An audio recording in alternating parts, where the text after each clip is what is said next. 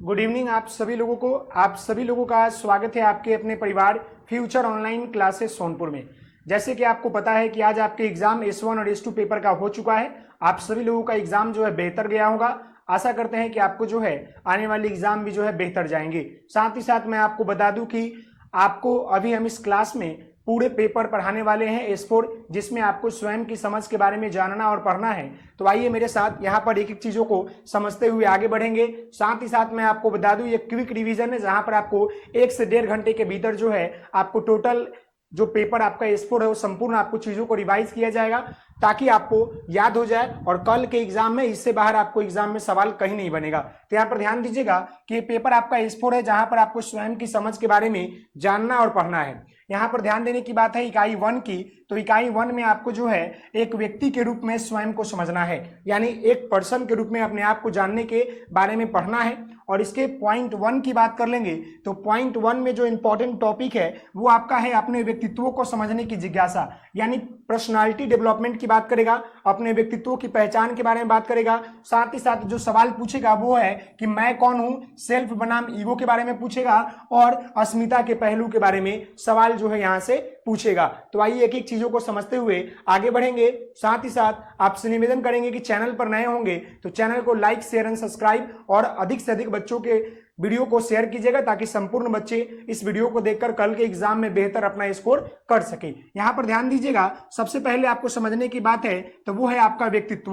व्यक्तित्व का मतलब क्या होता है, यानी व्यक्तित्व का मतलब होता है पर्सनालिटी। समझ गए। यहां पर देखिएगा कि व्यक्ति में पाए जाने वाले विभिन्न गुणों को व्यक्तित्व कहते हैं, यानी कि व्यक्ति में पाए जाने वाले विभिन्न भिन्न गुणों को व्यक्तित्व कहते हैं। समझ गए। प्रत्येक व्यक्ति में कुछ जो है विशेष गुण और विशेषताएं होती है जो दूसरे व्यक्ति में नहीं होती है। इन्हीं गुणों एवं विशेषताओं के कारण ही प्रत्येक व्यक्ति एक दूसरे से भिन्न होता है और व्यक्ति के इन गुणों के समुच्चय ही व्यक्ति की व्यक्तित्व कहलाता है। समझ गए। यानी कहने का मतलब, व्यक्तित्व कहने का मतलब होता है पर्सनालिटी। आप सभी लोगों को मालूम है कि भारत में, देश में, दुनिया में जितने भी लोग रहते हैं सब लोगों की अपनी अपनी क्या है, भाषा है, बोलचाल है, व्यवहार है, अलग अलग गुण है। हर व्यक्ति में जो है विभिन्नता पाई जाती है क्योंकि हर व्यक्ति एक दूसरे से अलग है।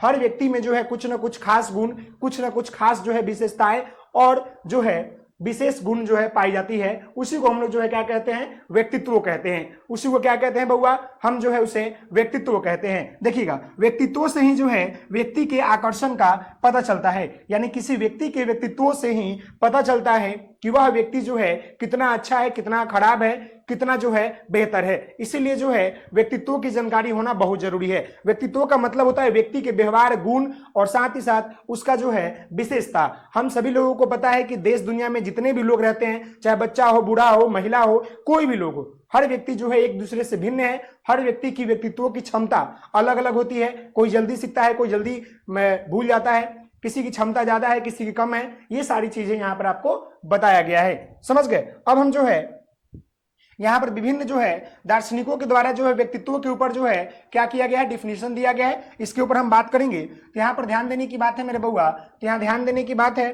देखिएगा कि व्यक्तित्व की परिभाषाएं बात कर ले तो विभिन्न दार्शनिक हुए, मनोदार्शनिक हुए, मनोवैज्ञानिक हुए, जिन्होंने जो है व्यक्तित्व के बारे में अपनी राय दिया है उसको देख लीजिएगा। तो पहला यहाँ पर आपका जो है गिलफोर्ड के अनुसार, तो गिलफोर्ड के अनुसार जो है व्यक्तित्व गुणों का समन्वित रूप है, यानी व्यक्ति के अंदर जो भी गुण है वो उसका व्यक्तित्व का कहलाता है। यानी व्यक्तित्व गुणों का समन्वित रूप है, यानी जो गुण होता है ना, किसी व्यक्ति के अंदर जो भी गुण शामिल है वह उसका व्यक्तित्व कहलाता है। अगला देखिएगा, व्यक्ति के व्यवहार ही एक समग्र विशेषता नहीं, व्यक्तित्व है वुडवर्थ के अनुसार, यानी व्यक्ति का जो व्यवहार होता है वही आपका व्यक्तित्व कहलाता है। व्यक्ति के अंदर जो विशेषता पाई जाती है वही आपका व्यक्तित्व कहलाता है। किसके अनुसार, तो आपका जो है वुडवर्थ के अनुसार। समझ गए।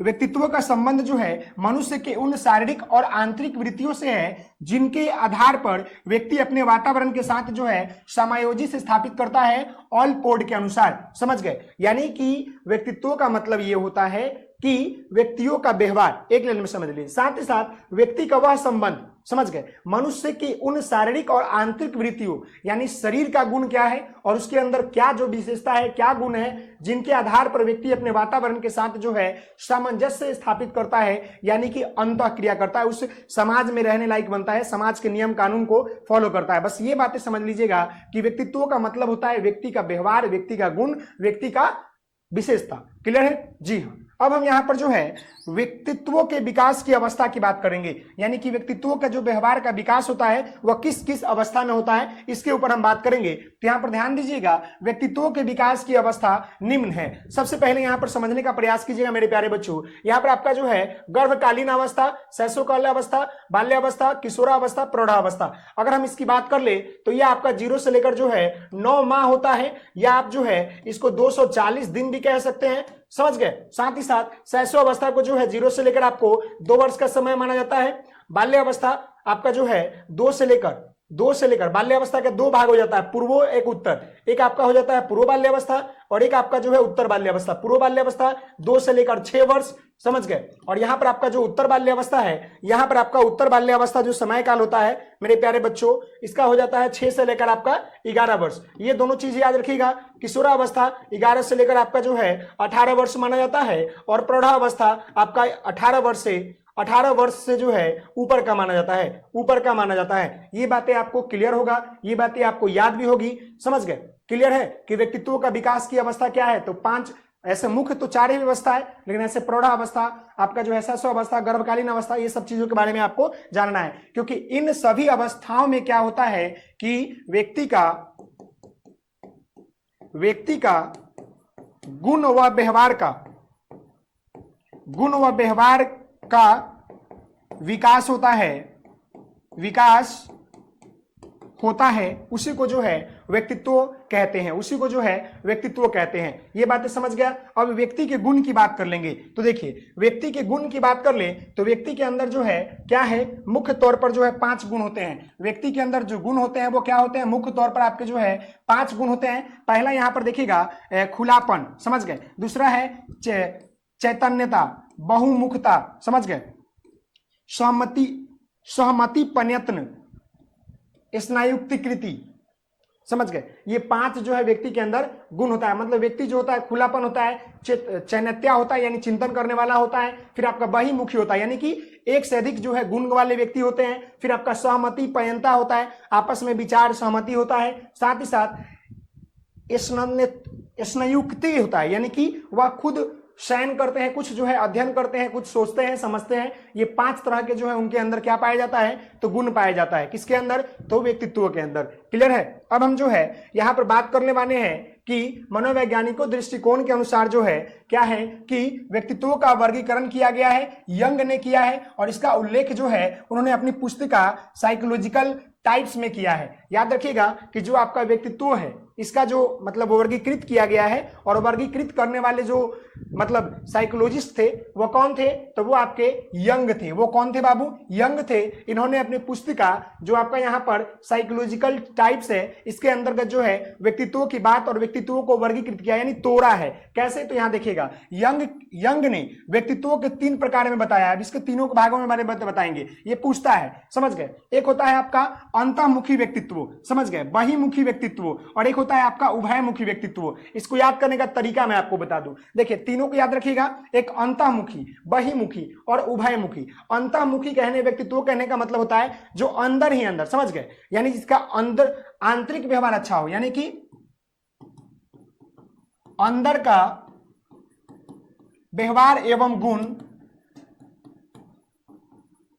अच्छा हो, समझ गए।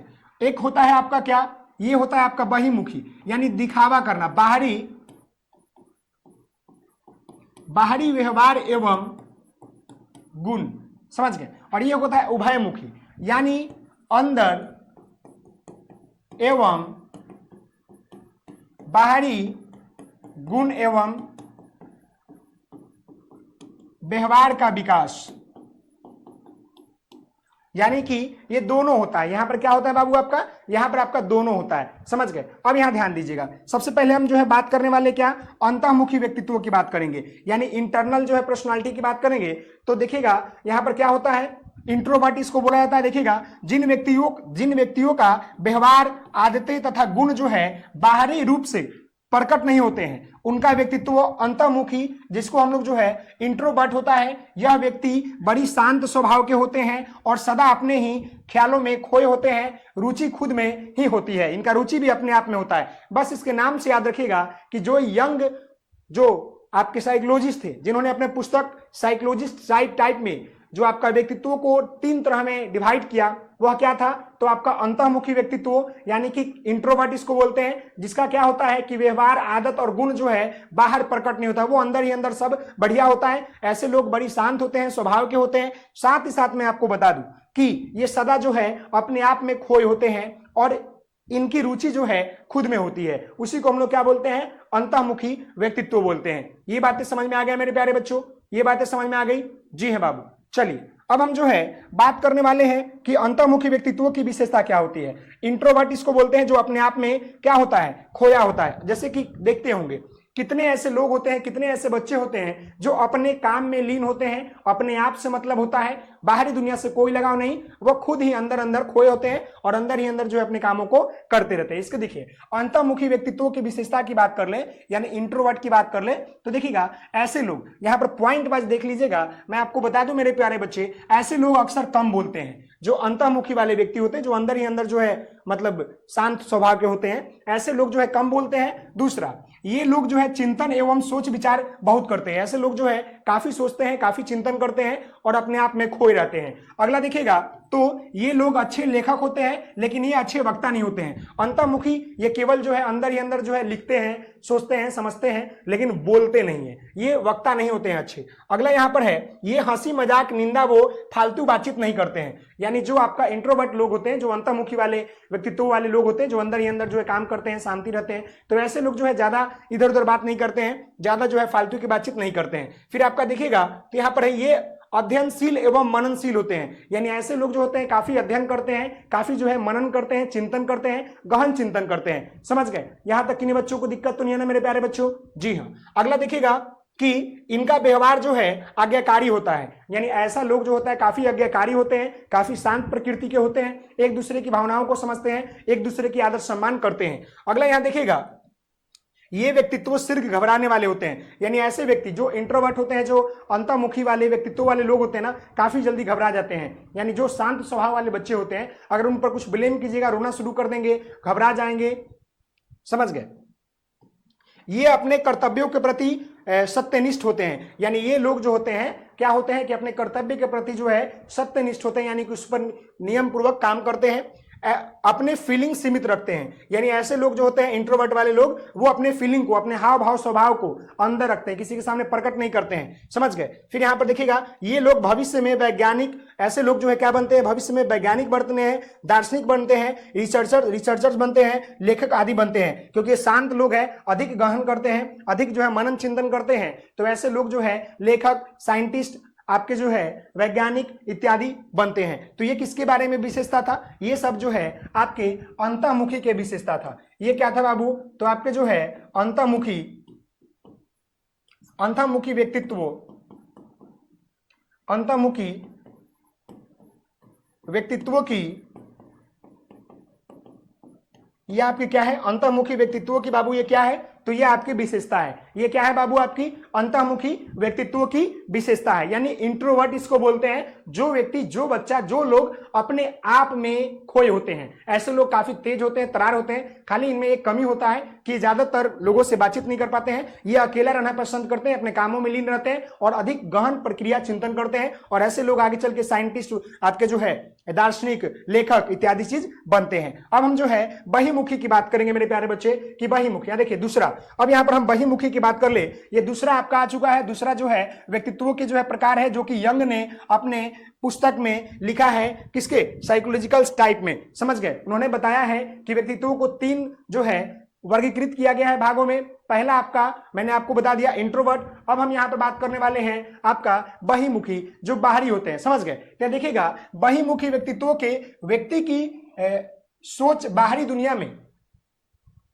समझ गए, बाहरी दुनिया में होती है। यानी कहने का मतलब है बहिमुखी व्यक्तित्व जो लोग होते हैं ना, ऐसे लोगों की जो सोच समझ होती है वो बाहरी दुनिया में होते हैं। और ऐसे लोग जो होते हैं क्या बनते हैं, तो आगे चल के जो है नेता बनते हैं, समाज सेवा बनते हैं, क्योंकि इनके समाज में रहने, समाज में बात करने ऐसे लोग काफी करते हैं। समझ गए? मुझे 1 मिनट समय दीजिएगा मेरे प्यारे बच्चों।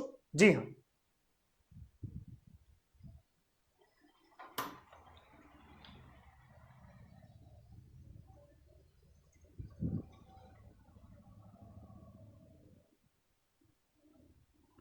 गर्मी काफी ज्यादा है इसलिए थोड़ी सी पानी पीते रहना है। चलिए, ये बातें समझ गए। बहिमुखी व्यक्तित्व की बात कर रहे हैं। बहिमुखी यानी वैसे लोग जो बाहरी दुनिया से लगाव रखते हैं, बाहरी दुनिया के बीच जो है रहकर काम करते हैं, उसी को बहिमुखी वाले व्यक्तित्व कहते हैं, पर्सनालिटी डेवलपमेंट कहते हैं। देखिएगा, बहिमुखी व्यक्तित्व के व्यक्ति की सोच जो होती है बाहरी दुनिया में होती है। समझ गए? बाहरी दुनिया से लगाव होता है, समाज से होता है, समाज के लोगों से होता है। और ऐसे लोग जो होते हैं अभिनेता बनते हैं, एक्टर बनते हैं, इन्फ्लुएंसर बनते हैं, राजनेता बनते हैं, आपके जो है वक्ता बनते हैं। यहां ध्यान दीजिएगा, जिन व्यक्तियों का व्यवहार आदतें तथा गुण जो है बाहरी रूप से प्रकट होते हैं, बहिमुखी व्यक्तित्व कहलाते हैं। बहिमुखी व्यक्तित्व कहलाते हैं। समझ गए? जिन व्यक्तियों के जो है क्या होते हैं कि व्यवहार हो, आदत हो, गुण हो, वह बाहरी रूप से प्रकट हो, ऐसे लोग जो होते हैं आपके बहिमुखी कहलाते हैं। बहि का मतलब बाहरी, और इंट्रोवर्ट यानी कि अंतर्मुखी, अंदरी, और एक होता है उभयमुखी, जो कि दोनों होते हैं, अंदर बाहर दोनों होते हैं। तो आइए इसकी विशेषता देख ले। विशेषता यहां ध्यान दीजिएगा, ये लोग जो हैं आशावादी होते हैं। ये लोग जो है काफी आशा करते हैं कि हम अगर ऐसा करेंगे तो हमारा समाज का विकास जो है बेहतर होगा। ये लोग काफी आशावादी आपके होते हैं। अगला यहां पर दूसरा पॉइंट देखिएगा कि ये लोग अहमवादी तथा अनियंत्रित भी होते हैं। यानी ये लोग जो है झगड़ा भी करते हैं, लड़ाई भी करते हैं, अपने हक के लिए आवाज भी उठाते हैं। अगला यहां पर ध्यान दीजिएगा, ये लोग दूसरे को प्रभावित करके अपना भ्रम आसानी से निकाल लेते हैं। यानी अपना जो है भ्रम हो, अपना कार्य जो हो, वो आसानी से निकाल लेते हैं। ये का पॉइंट यहां पर देखिएगा 5वां नंबर है कि ये सामाजिक जीवन में काफी रुचि लेते हैं। यानी जो आपका बहिमुखी लोग होते हैं ये काफी जो है सामाजिक जीवन में, जो बाहरी दुनिया होती है उसमें जुड़े होते हैं, और सामाजिक जो कार्यकर्ता होते हैं, सामाजिक जो फंक्शन होते हैं, सामाजिक जो दल होते हैं उसमें जो है काफी रुचि लेते हैं, उनमें काफी जो है सहयोग करते हैं। नेक्स्ट है, यह व्यवहारिक जीवन में कुशल होते हैं। यानी कि ऐसे लोग जो होते हैं व्यवहारिक जीवन में, व्यवहार के मामले में, जीवन में काफी जो है कुशल होते हैं।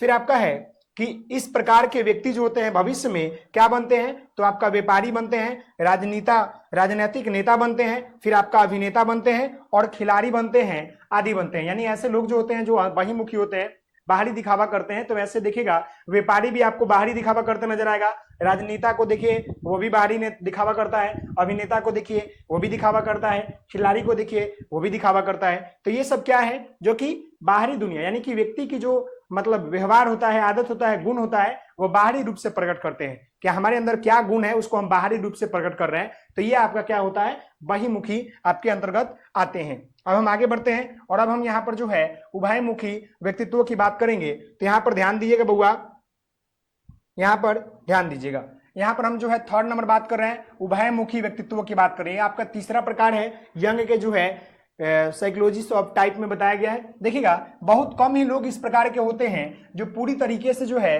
अंतर्मुखी और बहिमुखी हो, यानी कि अंदर रूप से भी मतलब उसका हाव भाव ठीक हो और बाहर रूप से भी जो है उसका गुण ठीक हो। तो ज्यादातर लोग इस प्रकार के ही होते हैं जो दोनों के मिश्रण होते हैं और जीवन की आवश्यकताओं के अनुसार अपना व्यक्तित्व प्रदर्शित करते हैं। यानी जो व्यक्ति जो है समय के अनुसार अपने जीवन के अकॉर्डिंग जो है क्या करे, अपने व्यक्तित्व को मतलब दिखावा करे या व्यक्तित्व को प्रदर्शित करे, वही आपके जो है क्या कहलाते हैं मेरे प्यारे बच्चे, तो उभयमुखी व्यक्तित्व कहलाते हैं। यानी वैसे लोग, वैसे आदमी जो आपके अंतर्मुखी बहिमुखी हो, यानी दोनों तरीके से वो करते हैं। क्लियर है? देखिएगा इस प्रकार के व्यक्तित्व वाले व्यक्ति में अंतर्मुखी और बहिमुखी दोनों प्रकार के जो है क्या होते हैं, गुण पाए जाते हैं। यानी जो आपका उभयमुखी व्यक्तित्व है इनके अंदर जो है दोनों गुण पाए जाते हैं, अंतर्मुखी और बहिमुखी। अंतर्मुखी जो बच्चे अपने आप में ही लीन हो, जिनका गुण व्यवहार अपने आप में ही अंदर साबित हो। बहिमुखी जो क्या करे, बाहरी दुनिया को दिखाए, समझ गए, अपना गुण व्यवहार।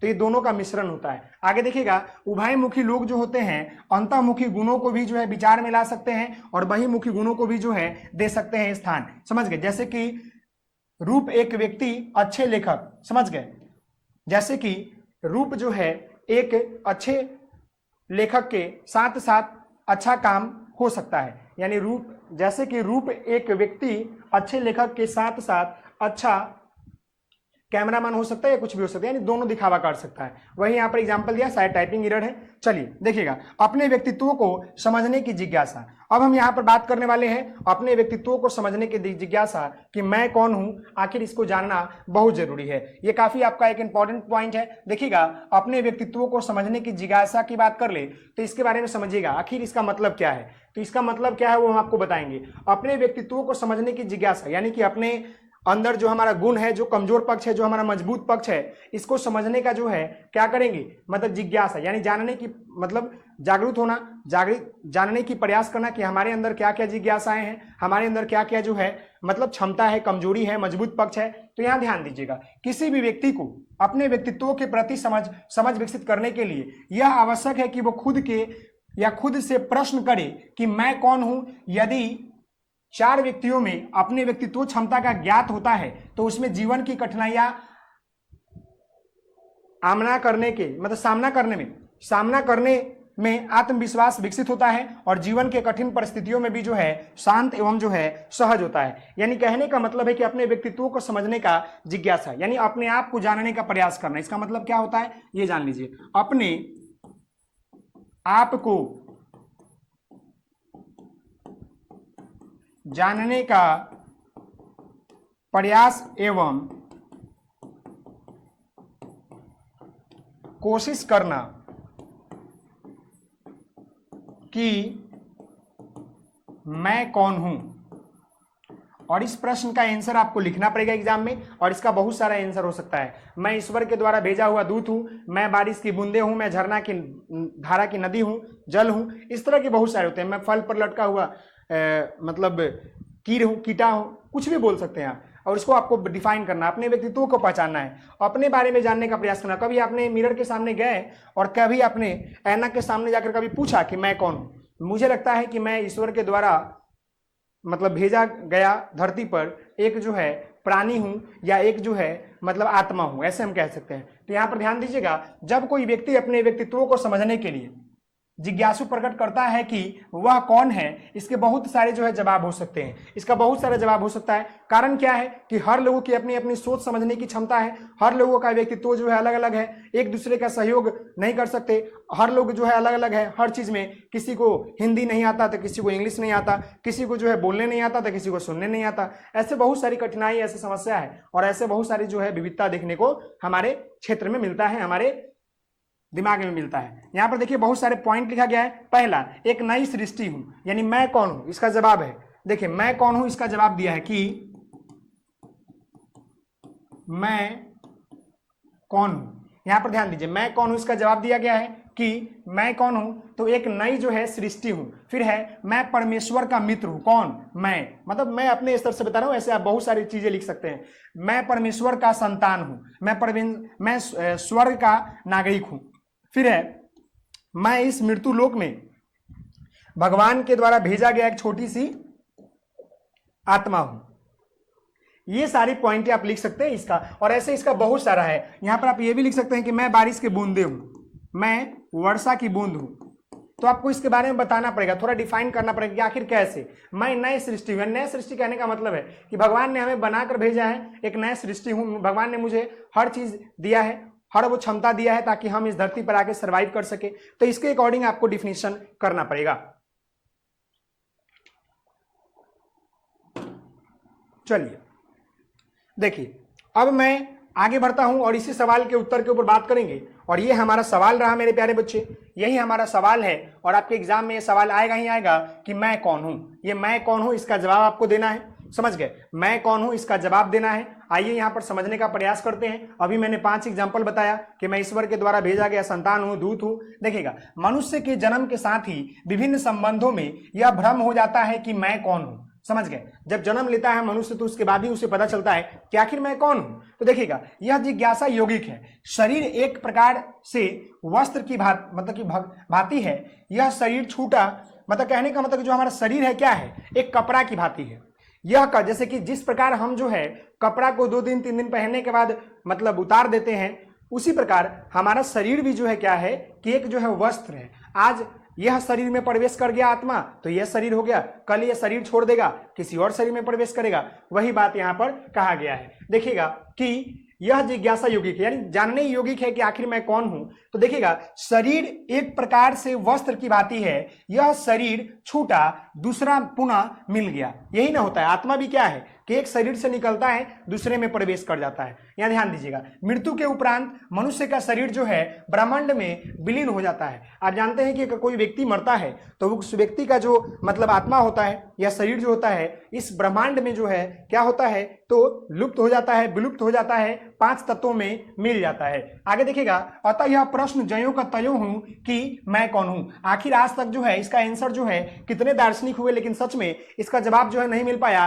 कि मैं कौन हूं। इसका आंसर अपने दिमाग से सोच समझ के लिखना है। कोई एगो टॉपिक लीजिए, उसके ऊपर लिखिए कि मैं वर्षा की बूंदे हूं तो कैसे हूं, उसके बारे में बताइए। प्रकृति हमें धरती पर देती है, इसका फायदा क्या है, नुकसान क्या है, वो लिखिए। देखिएगा देवांत का यह प्रिय विषय है, यानी कि जो भी मतलब देवांत लोग हैं उनका यह प्रिय विषय है जानना कि मैं कौन हूं। समझ गए। देखिए क्या हमने कभी खुद से यह पूछा कि वास्तव में मैं कौन हूं? क्या मैं एक पिता, एक पति, एक मित्र, एक इंजीनियर, एक मुसाफिर, एक मरीज हूं? सच्चाई यह है कि समझिएगा एक पुत्र के आधार से हम एक पिता हैं, पत्नी के आधार से हम एक पति हैं, हम ट्रेन में प्रवास कर रहे हैं इसलिए हम मुसाफिर हैं। हमारी सभी पहचाने जो कुछ भी हम मान रहे हैं वह सभी दूसरों के आधारित है। तो फिर हम स्वयं कौन है, एक पिता, एक पति या एक मुसाफिर? ये सवाल जो है ऐसे अभी तक टिका हुआ है कि अगर हम जो है किसी के बेटे हैं तो किसी के पति हैं, किसी के जो है मुसाफिर हैं तो कैसे हैं, वही आपको यहाँ पर बताया गया है। लेकिन अंत में देखिएगा तो फिर हम स्वयं कौन हूँ, एक पिता, एक पुत्र या एक पति या एक मुसाफिर। यानी कहने का मतलब है कि एक पुत्र के आधार पर, किसी के अगर हम पुत्र हैं तो उसके आधार पर हम जो है एक पिता हैं। समझ गए। अगर पत्नी के आधार पर देखा जाए तो हम उसके जो है क्या है, पति हैं। हम एक ट्रेन में सफर कर रहे हैं तो एक उस तरह से हम मुसाफिर हैं। उसी तरह वर्षा में जो बूंदे हमें गिर रहा है तो वह एक बारिश की बूंद भी हूँ, झरना की, नदी की, तालाब का, इस तरह की बहुत सारी चीजें आप लिख सकते हैं। बाकी हमने यहाँ पर आपको बताया है कि मैं कौन हूँ, इसका आंसर आज तक कंफर्म नहीं मिल पाया। यहाँ पर हमने आपको बताया है कि एक नए सृष्टि हूँ, परमेश्वर का मित्र हूँ, भगवान का मित्र हूँ, मैं परमेश्वर का संतान हूँ, भगवान का बेटा हूँ, मैं स्वर्ग का नागरिक हूँ, मुझे मृत्यु लोक में भगवान ने एक छोटी सी आत्मा बनाकर भेजा है। ये सवाल आज तक जो है ऐसे के ऐसे पड़ रह गया। समझ गए। अब यहाँ ध्यान दीजिएगा, मैं कौन हूँ इस सवाल को 2 दृष्टिकोण से देखिए। पहला, इंसान के संबंध में मैं कौन हूँ, और अपने अंतः मन या प्राण के संबंध में मैं कौन हूं। यानी एक इंसान के तौर पर देखिएगा तो आपको पता है कि इस धरती पर जितने भी लोग हैं उन सभी लोगों की कहीं ना कहीं क्या है, किसी न किसी लोगों से रिलेशन है, किसी न किसी लोगों से क्या है, संबंध है। ठीक उसी प्रकार अगर हम बात कर लें तो अपने अंतः मन के देखेंगे तो हमारा अंतः मन जो है बहुत सारी बातें कहता है कि हम जो है बारिश की बूंदे हैं, हम जो है झरना का पानी है, हम जो है पत्ता है पेड़ का। इस तरह बहुत सारी चीजें इसमें आपका आएगा। कब में, जो अंतः मन में, यानी कि आप आपके मन में चलेगा। समझ गए ना, अपने मन में क्या करेगा बाबू, चलेगा। समझ गए। अब यहां ध्यान दीजिएगा, अब यहां ध्यान दीजिएगा। जी हाँ, इंसान के संबंध में मेरा अस्तित्व क्या है। यानी इंसान का मतलब आप जानते ही हैं, तो आपको पता है कि इंसान के संबंध में मेरा अस्तित्व, अस्तित्व का मतलब होता है क्या, पहचान होता है। अस्तित्व का मतलब क्या होता है बाबू, तो पहचान होता है कि एक इंसान के तौर पर हमारी क्या पहचान है। अब हम उसके बारे में जानेंगे सब, तब उसके बाद जानेंगे अंतः मन के संबंध में हमारी क्या पहचान है। तो एक इंसान के तौर पर देखिएगा तो हम किसी के भाई हो सकते हैं, हम किसी के पिता हो सकते हैं, हम किसी के पति हो सकते हैं, हम किसी के जो है जीजा भी हो सकते हैं, हम किसी के जो है मतलब बहुत सारी चीजें आप कह सकते हैं जो अपने समाज में रिलेशन देखते होंगे। दादा भी कह सकते हैं, अंकल भी कह सकते हैं। यहाँ ध्यान दीजिएगा, देखिए हमारे उदाहरण में आलोक की इस दुनिया में एक पहचान है। मतलब कि हमारे उदाहरण में हम पहचान कर रहे हैं कि इंसान के संबंध में मेरा अस्तित्व क्या है। तो हमने यहाँ पर उदाहरण स्वरूप जो है एक आलोक नाम का लड़का लिया है और इसके में बताया है कि इस दुनिया में एक पहचान है, पर जब उसे जानने वाले लोग भी जीवित नहीं रहेंगे तो आलोक जो है धीरे धीरे भुला दिया जाएगा। यानी कि जब तक जो है, मान लीजिए कि उदाहरण स्वरूप कि मैं अभिषेक हूं और मान लीजिए कि इस दुनिया में मुझे जितने भी लोग जानने वाले हैं, अगर वो सारे लोग जीवित नहीं रहे तो फिर हमारा अस्तित्व जो है खत्म हो जाएगा। समझ गए? देखिएगा 3 महीने के बाद तो बैंक भी आपके केवाईसी के डॉक्यूमेंट मांगती है, तो फिर आप अपने आप को साबित करें कि इंसानों मतलब कि आप वही है। तो बाकी इंसानों की तरह आप भी एक इंसान हो, कोई जानवर नहीं हो। यानी कि अपनी पहचान को कैसे करेंगे उसके बारे में हम आपको बताएंगे, लेकिन यही यहाँ बोला गया है कि इंसान के संबंध में मेरा अस्तित्व यह है कि अगर हम जो है जीवित है तो हमारी पहचान, हमारे लोग जो है जीवित है तो वो हमें पहचान रहे, लेकिन हम मर जाते हैं या हमारे लोग मर जाते हैं तो वो क्या होगा कि धीरे धीरे हमारा अस्तित्व खत्म हो जाए। कैसे? जब हमें कोई जानने वाला नहीं होगा, जब हम अनजान हो जाएंगे तो हमें पता ही नहीं चलेगा हम कौन है। समझ गए? अब देखिएगा अपने अंतःमन या प्राण के संबंध में मेरा अस्तित्व क्या है ये देखिएगा। तो यहाँ पर देखिएगा ध्यानपूर्वक मेरे बउआ कि अपने अंतःमन में आप कुछ हद तक अपने आप को पहचानते हो, जैसे कि आपकी स्व इच्छा, जैसे कि आपके विचार, फिर आपका जो है नजरिया। यहाँ पर आप आलोक को ही, कोई और आप जैसा नहीं है, आप अपने आप में एक अनोखा जो है व्यक्ति है। जैसे कि आपको पता है अंतर्मन में हम मान सकते हैं मेरे प्यारे बच्चे कि हमारा जैसा कोई नहीं है, हम जो कर सकते हैं वो कोई नहीं कर सकता। कैसे? अंतर्मन में मान सकते हैं, क्योंकि हम जो कर रहे हैं वो सच में कोई नहीं कर सकता, क्योंकि हर लोगों का जो व्यक्तित्व है, हर लोगों का जो पर्सनालिटी डेवलपमेंट है, हर लोगों का जो सोचने समझने की जो शक्ति का क्षमता है वो अलग अलग है। तो ऐसे हम जो है मेरे प्यारे बउआ कर सकते हैं। क्लियर है? जी हाँ। तो आगे बढ़ते हैं। अब यहां ध्यान दीजिए, अब सेल्फ बनाम ईगो की बात करेंगे। सेल्फ क्या होता है और ईगो क्या होता है इसके बारे में जानेंगे। ये भी आपका एग्जाम में सवाल आपका होता है। देखिए सेल्फ का मतलब होता है स्वयं, नहीं हम लोग बोलते हैं कि तुम बहुत सेल्फी हो, सेल्फी पर्सन हो, और ये होता है ईगो। ईगो नहीं बोलते। देखिए एक होता है आपका ईगो और एक होता है आपका सेल्फ मतलब कि सेल्फिश पर्सन। यानी जो व्यक्ति केवल अपने आप के लिए जीता हो, जो व्यक्ति अपने आप के लिए काम करता हो, वैसे व्यक्ति को हम लोग जो है सेल्फिश कहते हैं। और ईगो का मतलब होता है घमंड आ जाना कि मैं ही केवल यह चीज पढ़ा सकता हूं, तो ये मेरे लिए घमंड की बात हुआ। लेकिन सेल्फिश क्या होता है? जो केवल अपने आप को अपने आप से मतलब रखे। वहीं पर देखिएगा कि सेल्फ का तात्पर्य स्वयं से है। किसी व्यक्ति का स्व उसकी अपने व्यक्तित्व के प्रति चेतना होती है। स्व हमारे दैनिक जीवन का व्यवहार संदर्भित करता है, स्वयं व्यक्ति की अपने प्रति विश्वास को समझ विकसित करता है। यानी स्वयं कहने का मतलब ये जो आपका सेल्फ है, सेल्फ का मतलब होता है खुद के लिए। जहां पर कोई व्यक्ति जो है जो भी कार्य करे, जो भी चिंतन करे, मनन करे, वह केवल अपने आप के लिए करता है, तो वह व्यक्ति जो है सेल्फिश कहलाता है। अब हम ईगो की बात कर ले तो ध्यान दीजिएगा, ईगो का तात्पर्य आपका अहंकार से होता है। किसी भी व्यक्ति, वस्तु या विचार के साथ मैं को जोड़ लेना ही अहंकार है। जैसे मैं ही, देखिएगा जहां भी अगर आप कोई भी काम में, मैं आपको बता दूं अहंकार कहां पैदा होता है, जहां कहीं भी आप जो है यह कह दिए कि मैं ही, समझ गए, मैं ही जोड़ दिए, समझिए कि वहां पर ईगो की बात आ गई। जैसे देखिएगा, जैसे मैं ऐसा हूं वैसा हूं, मैं ये कर सकता हूं या कर लूं। स्वयं एवं अहम में अंतर क्या है इसके बारे में बात करूंगा। तो ये समझ गए कि सेल्फ का मतलब क्या होता है, जहां पर खुद के लिए होता है। ईगो का मतलब घमंड होता है। तो ईगो में क्या मतलब है? ईगो में आपका जो है जहां पर जुड़ गया मैं ही, समझ लीजिएगा यहां पर घमंड की बात कर रहा है, या मैं ऐसा हूं वैसा हूं। अब हम जो है स्वयं और अहम में अंतर की बात करेंगे। आइए यहां पर ध्यान दीजिएगा कि जो आपका स्वयं और अहम है, यानी कि स्वयं का मतलब आपका सेल्फिश, अहम का मतलब ईगो। तो स्वयं के बारे में सबसे पहले समझेंगे, यानी सेल्फिश के बारे में समझेंगे कि सेल्फिश का मतलब क्या होता है। थोड़ा सा हम पानी पी लेते हैं मेरे प्यारे बच्चों, फिर हम आपको बताएंगे, क्योंकि गर्मी जो है काफी ज्यादा है और क्लास लेने में दिक्कत हो रही है। रात में इतनी टेम्परेचर हाई हो जाते हैं विदाउट एसी, इस रूम में एसी नहीं है, जिसकी वजह से काफ़ी दिक्कत होती है। तो इसलिए पानी की बोतल है, पानी पी पी कर आपको जो है क्लास देनी है। चलिए, तो ये बातें आप समझ गए स्वयं के बारे में। एग्जाम में आपके सवाल आएंगे मेरे प्यारे बच्चे, जितनी भी चीजें आपको बताई जा रही है एक बार इसको आप पढ़ लीजिए, और कल के एग्जाम में आप जरूर इस वीडियो के नीचे कमेंट कर दीजिएगा कि सवाल आया कि नहीं आया।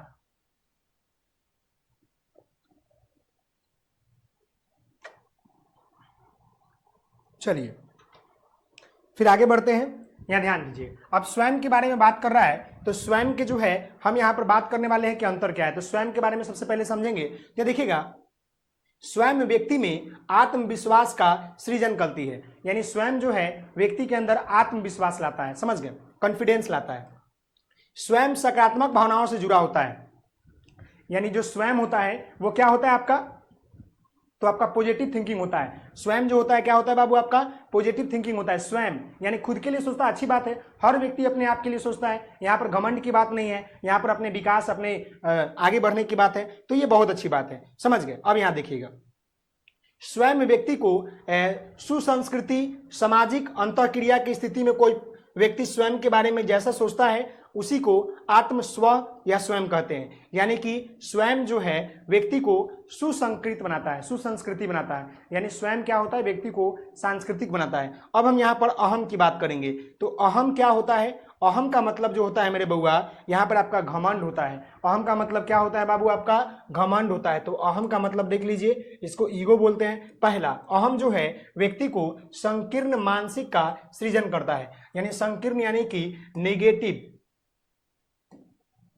यानी निगेटिव जो है मानसिकता को उजागर करता है। साथ ही साथ बात कर ले तो अहम नकारात्मक भावनाओं से जुड़ा होता है। अहम क्या होता है, तो निगेटिव थिंकिंग से जुड़ा होता है। यहाँ पर घमंड की बात होता है। अहम व्यक्ति को क्रोधी बनाता है, घमंड लाता है, क्रोधी बनाता है, दुश्मनी करवाता है, ये सारी चीज आता है। अहम प्रतिक्रियाओं का वो समूह है जिसमें प्रयत्न, किरण, चिंतन और स्मरण शामिल होते हैं, और यह आंतरिक सुविष्टियों के लिए प्रक्रिया, मतलब कि सुविष्टियों के प्रतिक्रिया का कार्य है। ये बातें समझ। ईगो का मतलब, अहम का मतलब घमंड, चाहे वो किसी भी व्यवहार को लेकर, कार्य को लेकर, क्षमता को लेकर, जब हमारे अंदर ईगो आ जाते हैं उसी को हम लोग जो है अहम कहते हैं। चाहे पढ़ाने को लेकर आ जाए, पढ़ने को लेकर आ जाए, किसी विषय में तेज है उसको लेकर आ जाए, तो वो आपका क्या कहलाएगा, ईगो कहलाएगा। अब हम यहाँ पर जो है अस्मिता की पहलू की बात करेंगे, यानी अपनी पहचान की पहलू की बात करेंगे। तो यहाँ पर ध्यान दीजिएगा, अस्मिता का अर्थ होता है व्यक्ति का चरित्र या व्यक्ति की पहचान,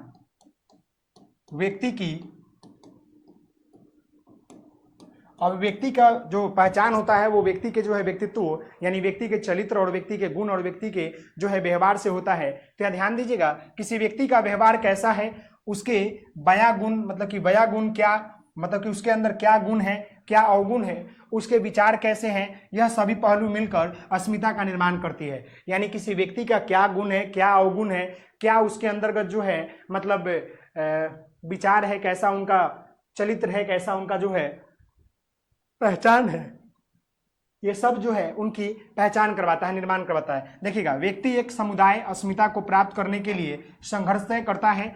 अस्मिता के प्रति जागरूकता इन्हें दिशाहीन होने से बचाती है। यानी व्यक्ति जो होता है क्या करता है, अपनी पहचान बनाने के लिए समाज में पूरे जीवन जो है लड़ता है, पूरे जीवन जो है कार्य करता है, ताकि समाज में उनका पहचान बन सके और समाज में उनका जो है नाम हो सके। सारे व्यक्ति जो भी इस धरती पर रहने वाले लोग हैं, चाहे लड़का हो, लड़की हो, चाहे बच्चा हो या बच्ची हो, सब लोग अपनी अस्मिता यानी अपनी पहचान के लिए, अपने चरित्र का निर्माण के लिए, अपने व्यक्तित्व को विकसित करने के लिए वह मेहनत करते हैं। समाज के साथ जो है अंतःक्रिया करते हुए अपना पहचान बनाना चाहते हैं। इसके लिए वो क्या करते हैं कि संघर्ष प्रयत्न होते हैं, वो जीवन भर प्रयत्न करते हैं, संघर्ष करते हैं कि हमारी समाज में पहचान बन सके।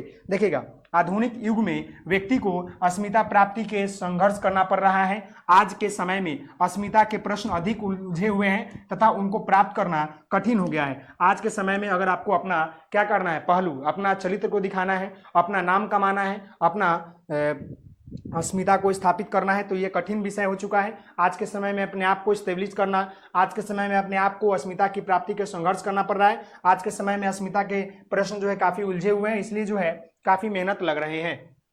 समझ गए जी हाँ मेरे प्यारे बउआ, ये बातें समझ गए।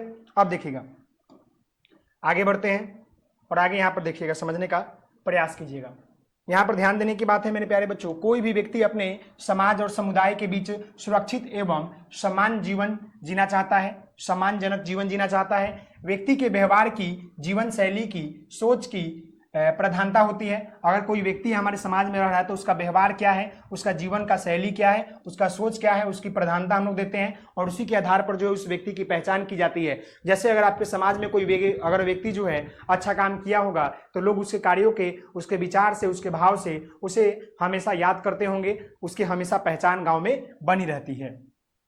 कोई व्यक्ति नकारात्मक सोच का है एवं समाज समुदाय के प्रति नकारात्मक व्यवहार करता है तो इससे सीधा सीधा उस व्यक्ति की अस्मिता का खतरा है उत्पन्न होता है। अगर मान लीजिए कि ये हमारा समाज है, ये हमारा क्या है बाबू, समाज है, और समाज में अपना क्या करना है बाबू, तो अपना जो है अस्मिता को लागू करना है। ये जो अस्मिता होता है इसका मतलब होता है आइडेंटिफिकेशन बोलिए, पहचान बोलिए, समझ गए, पहचान बोलिए, या अपने चरित्र का निर्माण बोलिए, समझ गए। तो इसके लिए क्या करना पड़ता है कि उसको जो है नकारात्मक व्यवहार से अलकर पॉजिटिव थिंकिंग में रहता है, समाज समुदाय के प्रति नकारात्मक व्यवहार करता है तो उसके सीधा सीधा उसका व्यक्तित्व पर प्रभाव पड़ता है। यानी कि अगर आप पॉजिटिव वे में सोचेंगे, पॉजिटिव वे में सोचेंगे तो पॉजिटिव होगा, अगर आप निगेटिव वे में सोचेंगे बाबू मेरे तो आपका जो है क्या होगा, निगेटिव होगा। ये बातें आप समझ लीजिए, ये बातें आप क्या कीजिए, समझ लीजिए। क्लियर है? जिससे यह असुरक्षित एवं निंदामय महसूस करने लगता है। समझ गए? यानी इससे क्या होता है कि व्यक्ति जो है अपने आप को जो है निंदानामय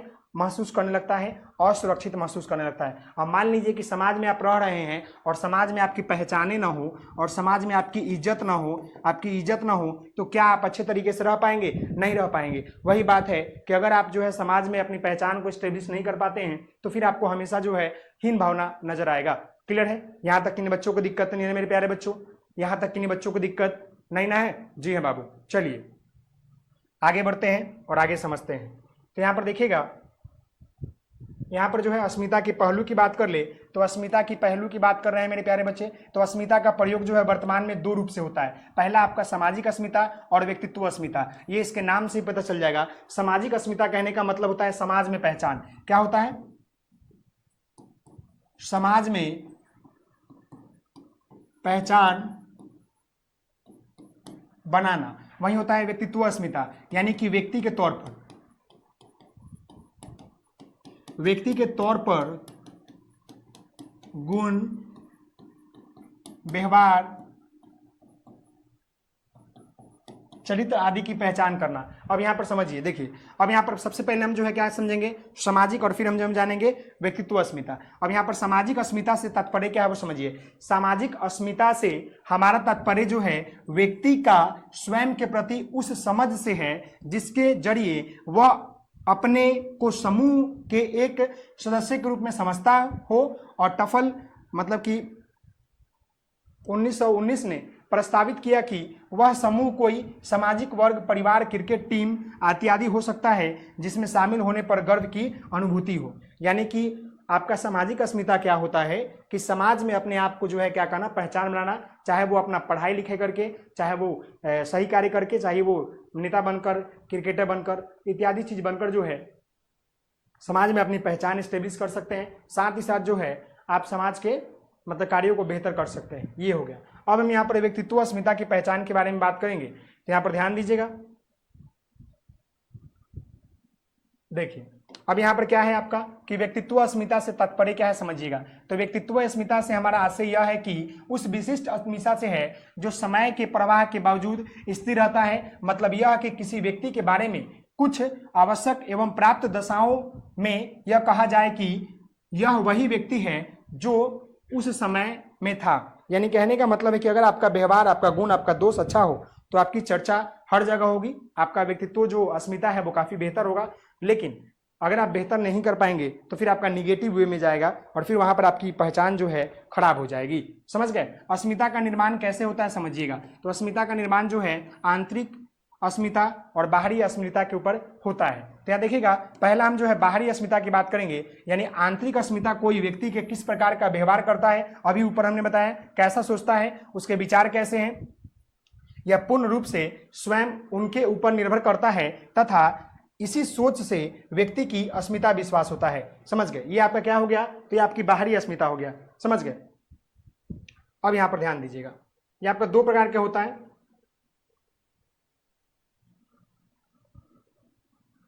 अब देखिए बाहरी अस्मिता की बात करते हैं। तो बाहरी अस्मिता यानी कि बाहरी दिखावा करना, जो भी हमने बहिर्मुखी पहचान के व्यक्तित्व का वही बात है। व्यक्तित्व का मतलब भी अपने पहचान ही होता है, अस्मिता का मतलब भी पहचान ही होता है लगभग। देखिएगा कोई भी व्यक्ति किस प्रकार के समाज में रहना पसंद करता है, साथ ही साथ उसका आदर्श क्या है, उसके सोचने समझने की शक्ति क्या है, कहाँ पर विश्वास कर रहा है, कैसा सोच रहा है, उसका विचार कैसा है, ये पूर्ण रूप से उसके ऊपर निर्भर करता है और इसी से उसका जीवन भी प्रभावित रहता है। अतः उस व्यक्ति की अस्मिता का निर्माण में यह महत्वपूर्ण भूमिका निर्वहन करता है। यानी वो कैसे रहेगा, कैसे सोचेगा, कैसे अपनी पहचान को स्टेब्लिश करेगा, वह उसके ऊपर निर्भर करता है, उसके कार्यों के ऊपर, उसके विचार के ऊपर, उसके पहनावा और खान पान बोल के ऊपर जो है निर्भर करता है। अब आइए हम जो है महत्वपूर्ण यहाँ पर पॉइंट को देख लेते हैं। अस्मिता की आवश्यकता और महत्व की बात कर ले, आखिर क्या है। तो यहाँ देखिएगा, अस्मिता की आवश्यकता और महत्व की बात कर ले।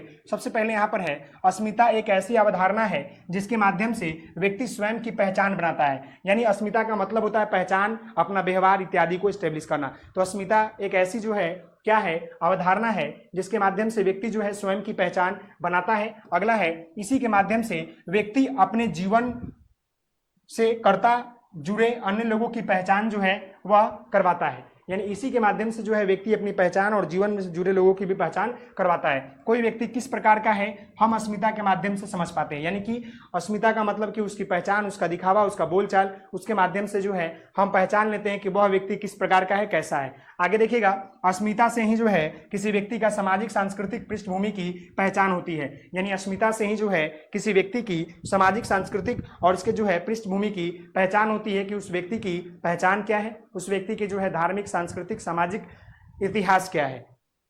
अगला पॉइंट है, हमारे समाज में किस प्रकार के लोग हैं, किस जाति से है, किस वर्ग से है, किस लिंग वर्ग से है, इसको भी विभाजित करने में अस्मिता काफी महत्वपूर्ण जो है भूमिका निर्वहन करता है। अस्मिता का मतलब भी होता है पहचान, और इसमें अस्मिता के माध्यम से ही जो है अपने समाज के वर्ग, लिंग, आपके लिंग किस जाति से है, या आपका जो है वर्ग क्या है, जाति क्या है, वर्ग क्या है, तो ये सारी चीजें जो इसके माध्यम से ही जो है विभाजित है और इसकी पहचान भी की जाती है। तो ये सारे पॉइंट आपके जो है यूनिट 1 से थे, जहां पर हमने ईगो, अस्मिता, फिर आपको जो है सेल्फिश यानी कि स्वयं के बारे में बताया, मैं कौन हूं, फिर आपको अस्मिता की पहचान करवाया, अस्मिता के टाइप बताया, यंग के जो है वर्गीकृत जो है व्यक्तित्व की बात किया, व्यक्तित्व किसे कहते हैं उसके ऊपर बात किया। ये सारे पॉइंट हमने आपको बताया। अब हम यहाँ पर जो है क्या करने वाले हैं कि पॉइंट 2 की बात करने वाले हैं मेरे प्यारे बच्चे, जहां पर अपना सेल्फ पोर्ट्रेट लिखना बारे में बात करेंगे। जहां पर हम जो है क्या करेंगे बाबू, अपना सेल्फ पोर्ट्रेट की बात करेंगे। तो आइए यहाँ पर समझते हैं कि सेल्फ पोर्ट्रेट क्या होता है। जी हाँ बउआ, जी हाँ,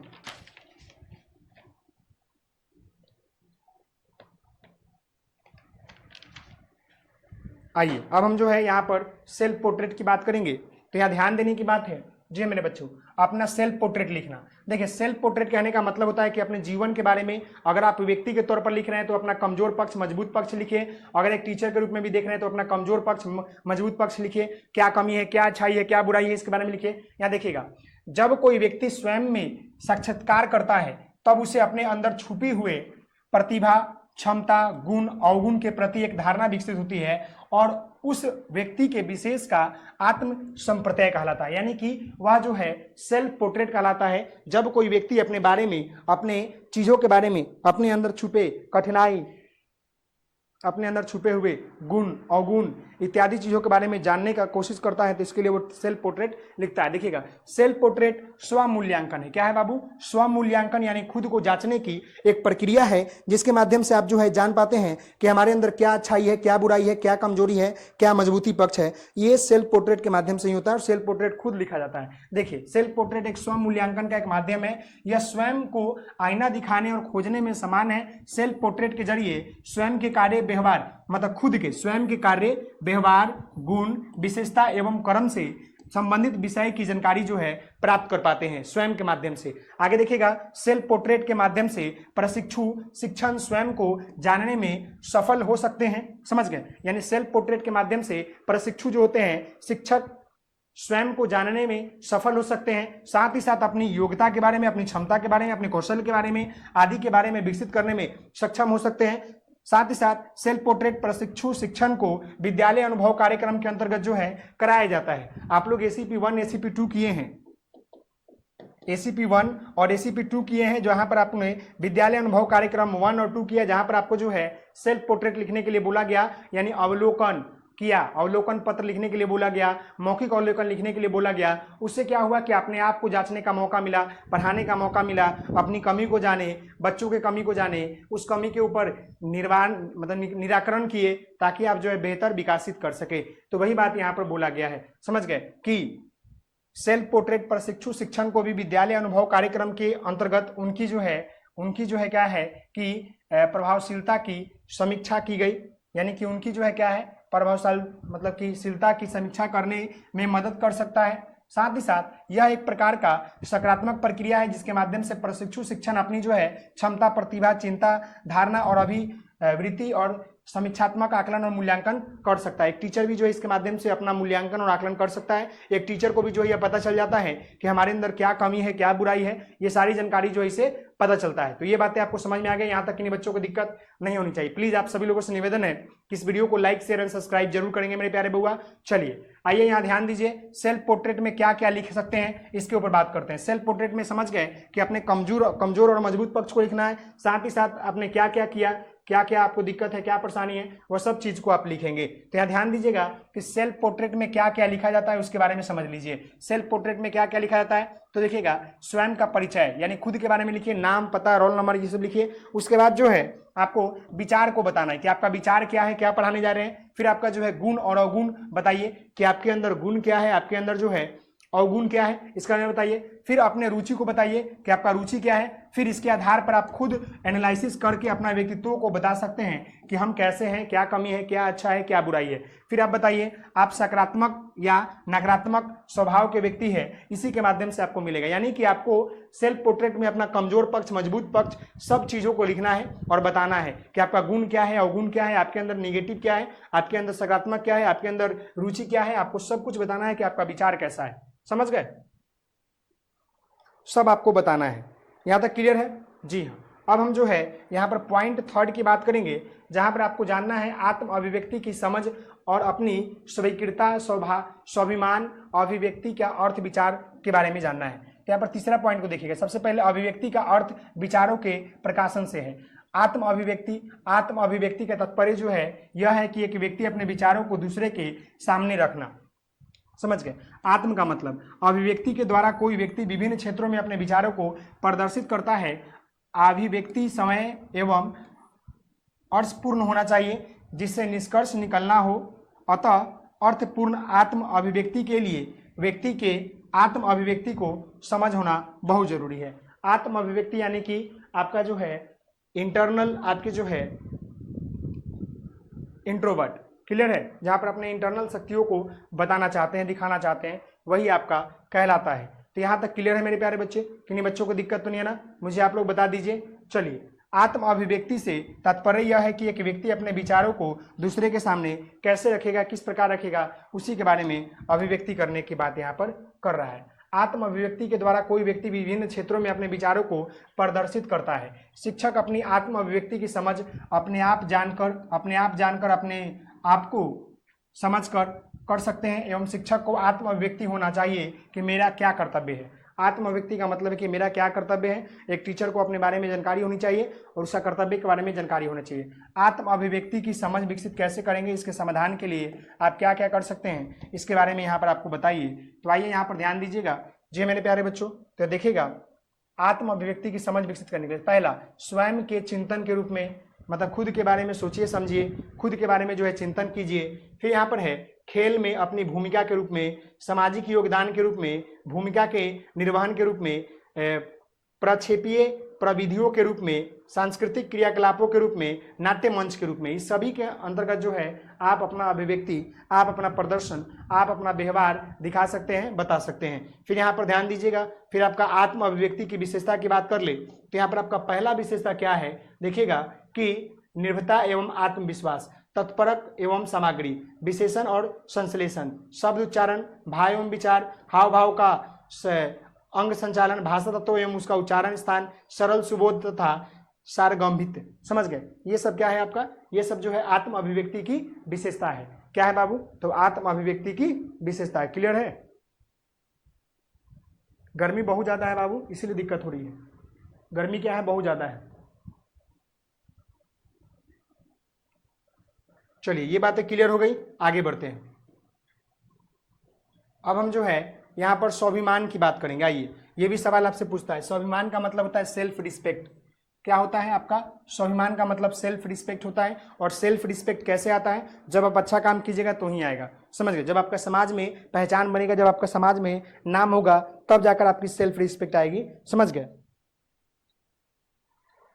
तो यहाँ पर ध्यान दीजिएगा, देखिएगा ध्यान, स्वाभिमान इंसान के व्यक्तित्व का एक महत्वपूर्ण हिस्सा है। मैंने आपको बोला ना कि व्यक्तित्व का क्या है, महत्वपूर्ण हिस्सा है। अगर आपको स्वाभिमान की भावना है तो आपके लिए मानसिक शांति प्राप्त करने की चाबी की भूमिका निभाता है। अगर आपको स्वाभिमान चाहिए, सेल्फ रिस्पेक्ट चाहिए, तो आपको अच्छा बेहतर काम करना होगा।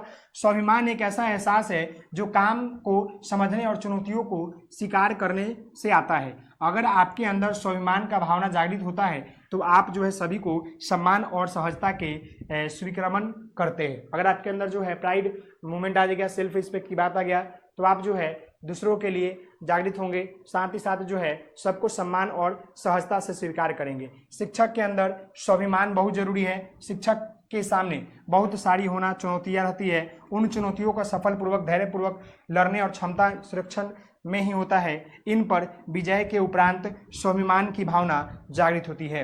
इन पर क्या होता है, विजय के अनुरूप जो है क्या होता है कि स्वाभिमान की भावना जागृत होती है, यानी कि सेल्फ रिस्पेक्ट होता है। सेल्फ रिस्पेक्ट नहीं है तो फिर कुछ नहीं है। क्लियर है। अब हम जो है अभिमान की बात करेंगे। आपका सेल्फ रिस्पेक्ट बहुत जरूरी है। अभिमान का मतलब प्राइड होता है, समझ गए। अभिमान करना, घमंड भी होता है कभी कभी। देखिएगा, अभिमान से व्यक्ति का पतन होता है, यानी घमंड का होता है। जिस व्यक्ति के अंदर अभिमान होता है वह व्यक्ति में अहंकार होता है, घमंड होता है। अगर आपके अंदर अभिमान आ गया तो इसका मतलब कि आपके अंदर जो है घमंड आ गया। अभिमानी व्यक्ति में सदैव डर की भावना बनी रहती है। अभिमान नकारात्मक होता है और वहीं पर व्यक्ति के धीरे धीरे खत्म कर देता है। अभिमान का अर्थ होता है केवल मैं ही कर सकता हूँ, ये घमंड हो गया। अभिमान करना यानी घमंड करना होता है, समझ गए। आगे यहाँ ध्यान। अब हम जो है स्वाभिमानी और अभिमानी में अंतर समझते हैं। स्वाभिमान होना एक अलग बात है, अभिमान होना एक अलग बात है। दोनों के बीच क्या अंतर है अभी जस्ट समझा रहे हैं आपको। इसके एक एक पॉइंट के ऊपर बात करेंगे। पहला पॉइंट यहाँ पर है कि देखिएगा, स्वाभिमानी हमेशा जो होता है आश्वस्त होते हैं, जबकि अभिमानी को कभी खुद पर विश्वास जो है नहीं होता है, यानी खुद पर विश्वास जो है नहीं होता है। स्वाभिमानी जो होता है आश्वस्त होता है, यानी जो प्राइड होता है वो हमेशा जो है खुश होता है, उसको पता होता है कि हम ये करेंगे तो ऐसा हो पाएगा। लेकिन जो अभिमानी व्यक्ति होते हैं, अभिमानी का मतलब क्या होता है कि इसका मतलब आपका घमंड होता है। क्या होता है बाबू, घमंड। तो यह हमेशा जो होता है इसके ऊपर विश्वास नहीं होता है खुद के ऊपर। अगला है स्वाभिमानी सोचते हैं कि सभी से समान व्यवहार हो, जबकि अभिमानी हमेशा अपने से दूसरे को निस्तर मानते हैं। यानी जो स्वाभिमानी व्यक्ति होते हैं वो सोचते हैं कि सबको समान अधिकार हो, सबको समान भाव दिया जाए। लेकिन जो आपका अभिमानी होते हैं, जो आपका घमंडी व्यक्ति होते हैं, वो हमेशा दूसरे को निस्तर या निम्नतम मानते हैं। आगे देखिएगा, तो स्वाभिमानी स्थिर चिंतन होते हैं, यानी स्वाभिमानी व्यक्ति जो होते हैं स्थिर चिंतन होते हैं, वो नॉर्मल सोचते हैं, समझते हैं, विचार करते हैं। जबकि अभिमानी जो होते हैं हमेशा विचलित नजर आते हैं, यानी यह हमेशा जो है चिंतित रहते हैं, विचलित नजर आते हैं, इनको दिक्कत बहुत सारी जगह देखने को मिलता है। अगला पॉइंट है स्वाभिमानी कठिन परिश्रम में सफलता प्राप्त करना चाहते हैं, जबकि अभिमानी जो होता है अवसरवादी होते हैं। यानी जो स्वाभिमानी व्यक्ति होते हैं वह कठिन से कठिन परिश्रम में भी जो है वह सफलता प्राप्त करना चाहते हैं, और जो आपका अभिमानी व्यक्ति होते हैं वो केवल अवसर ढूंढते हैं कि मुझे अवसर मिलेगा तो ही हम जो है कुछ कार्य करेंगे या कुछ आगे बढ़ेंगे। ये बातें समझ गए।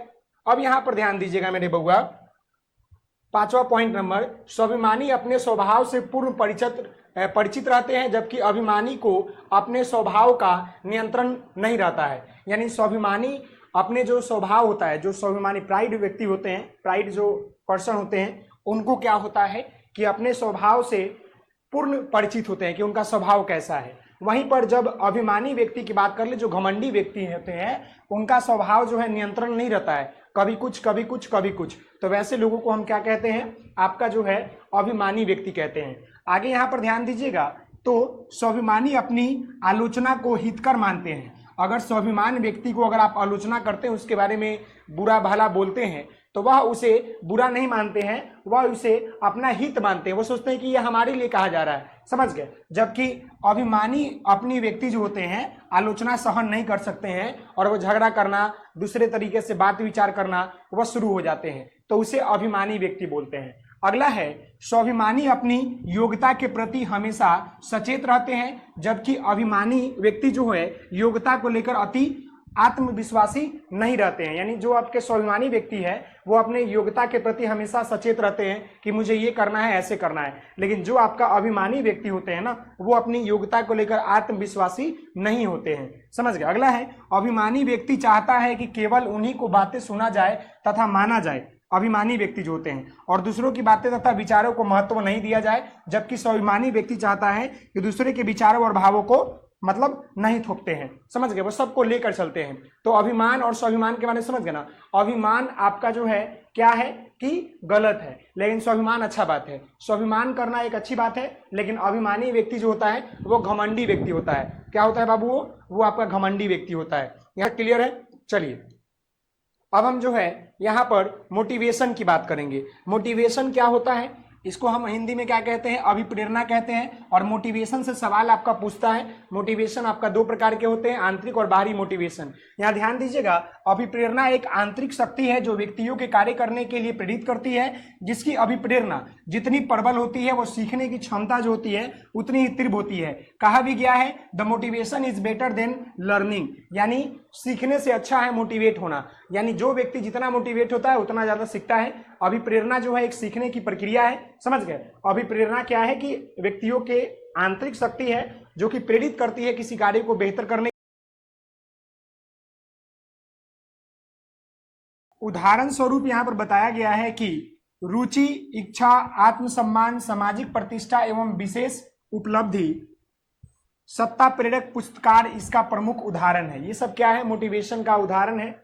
अभिप्रेरणा हमेशा सीखने के लिए छात्रों में उत्सुकता उत्पन्न करती है, निरंतरता, कार्यशीलता बनाए रखती है। इसलिए बीएफ स्किनर ने अभिप्रेरणा को सीखने का राजमार्ग बताया है। यानी बीएफ स्किनर जो मार्गदर्शन सिद्धांत इन्होंने दिया हुआ है बहुत सारे सीखने सिखाने की, तो उन्होंने बताया कि बीएफ स्किनर ने बताया कि अभिप्रेरणा जो है सीखने का क्या है बाबू? तो आपका राजमार्ग है। यानी आप जितना मोटिवेट रहेंगे उतना ज्यादा आप सीखेंगे। क्लियर है बाबू? चलिए आगे बढ़ते हैं। तो अभिप्रेरणा की प्रकार की बात कर ले तो यहाँ पर आपको अभिप्रेरणा को दो भागों में बांटा गया है। पहला आपका आंतरिक अभिप्रेरणा, बाहरी अभिप्रेरणा। इसको हम लोग जो है इंटरनल मोटिवेशन कहते हैं। इसको क्या कहते हैं? इंटरनल। और इसको हम लोग क्या कहते हैं बाबू? तो इसको हम लोग जो है एक्सटर्नल मोटिवेशन कहते हैं। ये बातें आपको याद होनी चाहिए, आंतरिक मोटिवेशन और एक आपका बाहरी मोटिवेशन। अब यहाँ पर देखिएगा, दोनों को समझेंगे एक एक करके। तो सबसे पहले यहाँ पर समझिएगा, आपको आंतरिक अभिप्रेरणा इंटरनल मोटिवेशन की बात कर ले तो यहाँ पर ध्यान दीजिएगा, वे आंतरिक शक्ति जो व्यक्ति के व्यवहार को उत्तेजित करती है आंतरिक अभिप्रेरणा कहलाती है। वे आंतरिक शक्ति जो व्यक्ति के व्यवहार को उत्तेजित करती है वह क्या कहलाती है? आंतरिक अभिप्रेरणा कहलाती है। वहीं पर देखिएगा, आंतरिक अभिप्रेरणा से तात्पर्य स्वतः अभिरुचि से होता है। जब शिक्षार्थी किसी पाठ को इसलिए सीखते हैं क्योंकि उनमें उनकी अभिरुचि होती है, इसे आंतरिक अभिप्रेरणा कहा जाता है। उदाहरण स्वरूप भूख लगना, प्यास, नींद, प्यार, काम, ये सब क्या है? आंतरिक शक्ति का उदाहरण है। यानी बाहरी मोटिवेशन वह मोटिवेशन होता है जब हम किसी चीज की प्राप्ति के लिए जो है कार्य करते हैं, वह हमारा बाहरी मोटिवेशन होता है। और आंतरिक मोटिवेशन उसे कहते हैं जो हम अपनी इच्छा से, जो हम अपने हृदय की खुशी के लिए, जो हम अपने मन के खुशी के लिए कार्य करते हैं, जो हम अपने मन को संतुष्ट करने के लिए करते हैं, वो हमारा इंटरनल मोटिवेशन कहलाता है। अब यहाँ पर हम बाहरी मोटिवेशन की बात कर लेते हैं। ये हमारा बाहरी मोटिवेशन है, एक्सटर्नल मोटिवेशन। ध्यान दीजिएगा मेरे प्यारे बच्चे, बाहरी अभिप्रेरणा पहले से निर्धारित कोई ऐसा उद्देश्य जिसे हम प्राप्त करना व्यक्ति का उद्देश्य हो, बाहरी अभिप्रेरणा कहलाता है। यानी बाहरी अभिप्रेरणा उसे कहते हैं जो हमें पहले से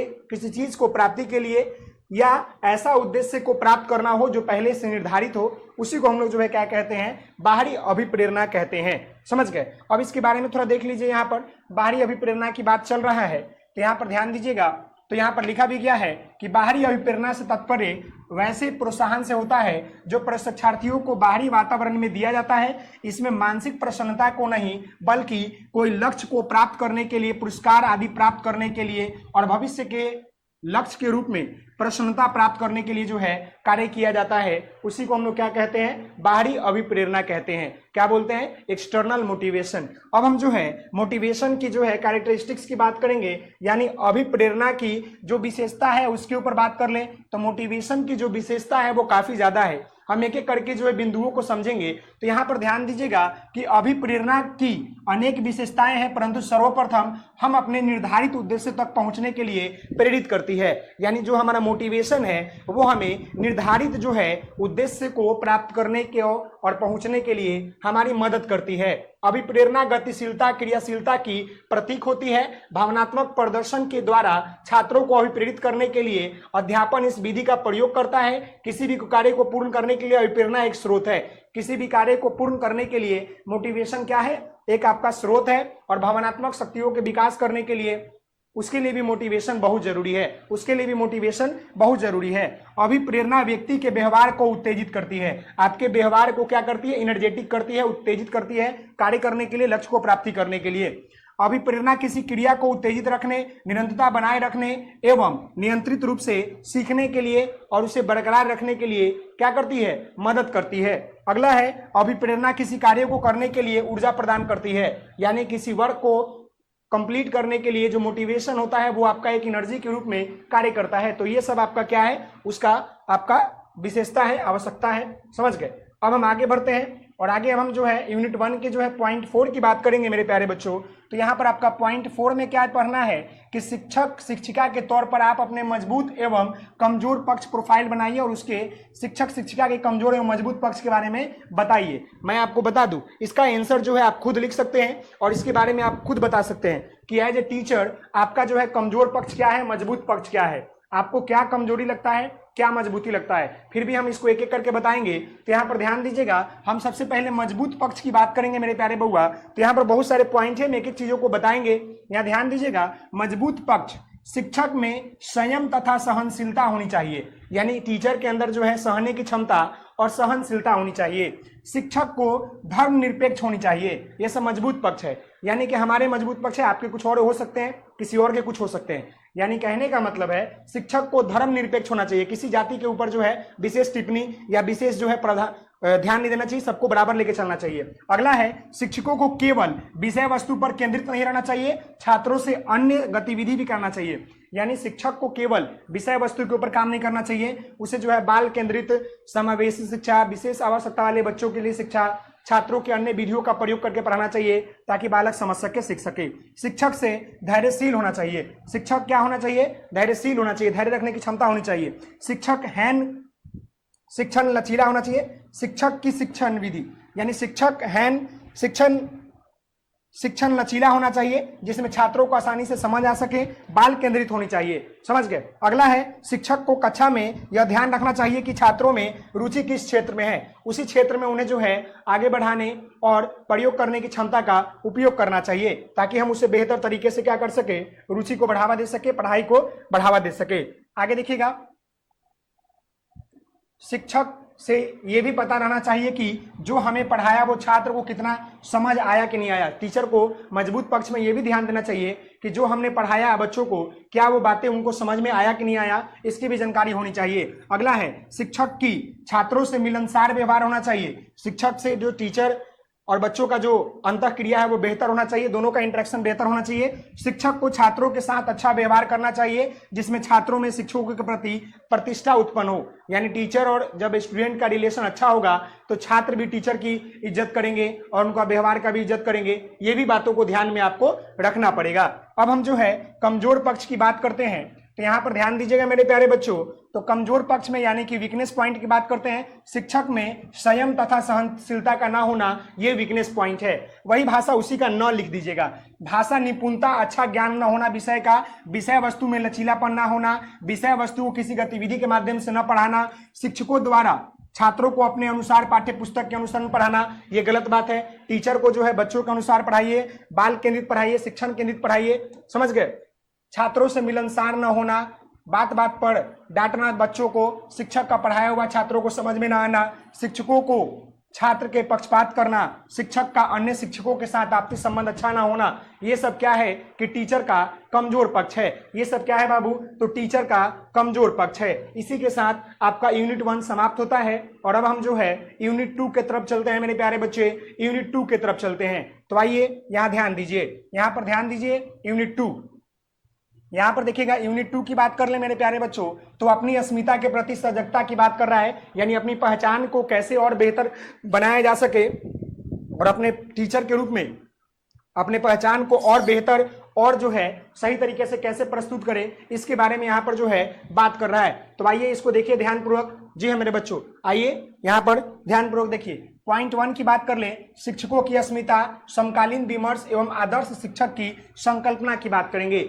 मतलब आदर्श शिक्षक उसे कहते हैं, शिक्षकों की अस्मिता यानी टीचर आइडेंटिटी शिक्षक की बात कर लेंगे। सबसे पहले देखिएगा, शिक्षा देने वाले को शिक्षक अध्यापक कहते हैं और शिष्य के मन में सीखने की इच्छा को जागृत कर पाते हैं वही शिक्षक कहलाते हैं। समझ गए, यानी कि शिक्षा देने वाले अध्यापक को शिक्षक कहते हैं। ये बातें समझ लिए। आगे बढ़ते हैं। हमारे समाज के निर्माण में शिक्षक की अहम भूमिका होती है, क्योंकि यह समाज उन्हीं बच्चों से बनता है जिनकी प्राथमिकता शिक्षा का जिम्मा एक शिक्षक पर होता है। शिक्षक ही है जो समाज में एक अच्छा नागरिक बनाने के साथ साथ बच्चों के सर्वोत्तम विकास में भी मदद करता है। यानी कि टीचर ही वो व्यक्ति है जो समाज के निर्माण और कल्याण में अहम भूमिका निभाता है, क्योंकि किसी भी समाज का निर्माण और कल्याण में जब बच्चे योगदान देते हैं और उस बच्चों का जो शिक्षण व्यवस्था होता है वह टीचर ही करता है, तो इसलिए बहुत जरूरी है। समझ गए। अब यहां पर ध्यान दीजिएगा कि टीचर जो होते हैं बच्चों के सर्वांगीण विकास में भी जो है काफी महत्वपूर्ण अपनी भूमिका अदा करते हैं। यहां पर इन बातों को समझने का प्रयास कीजिएगा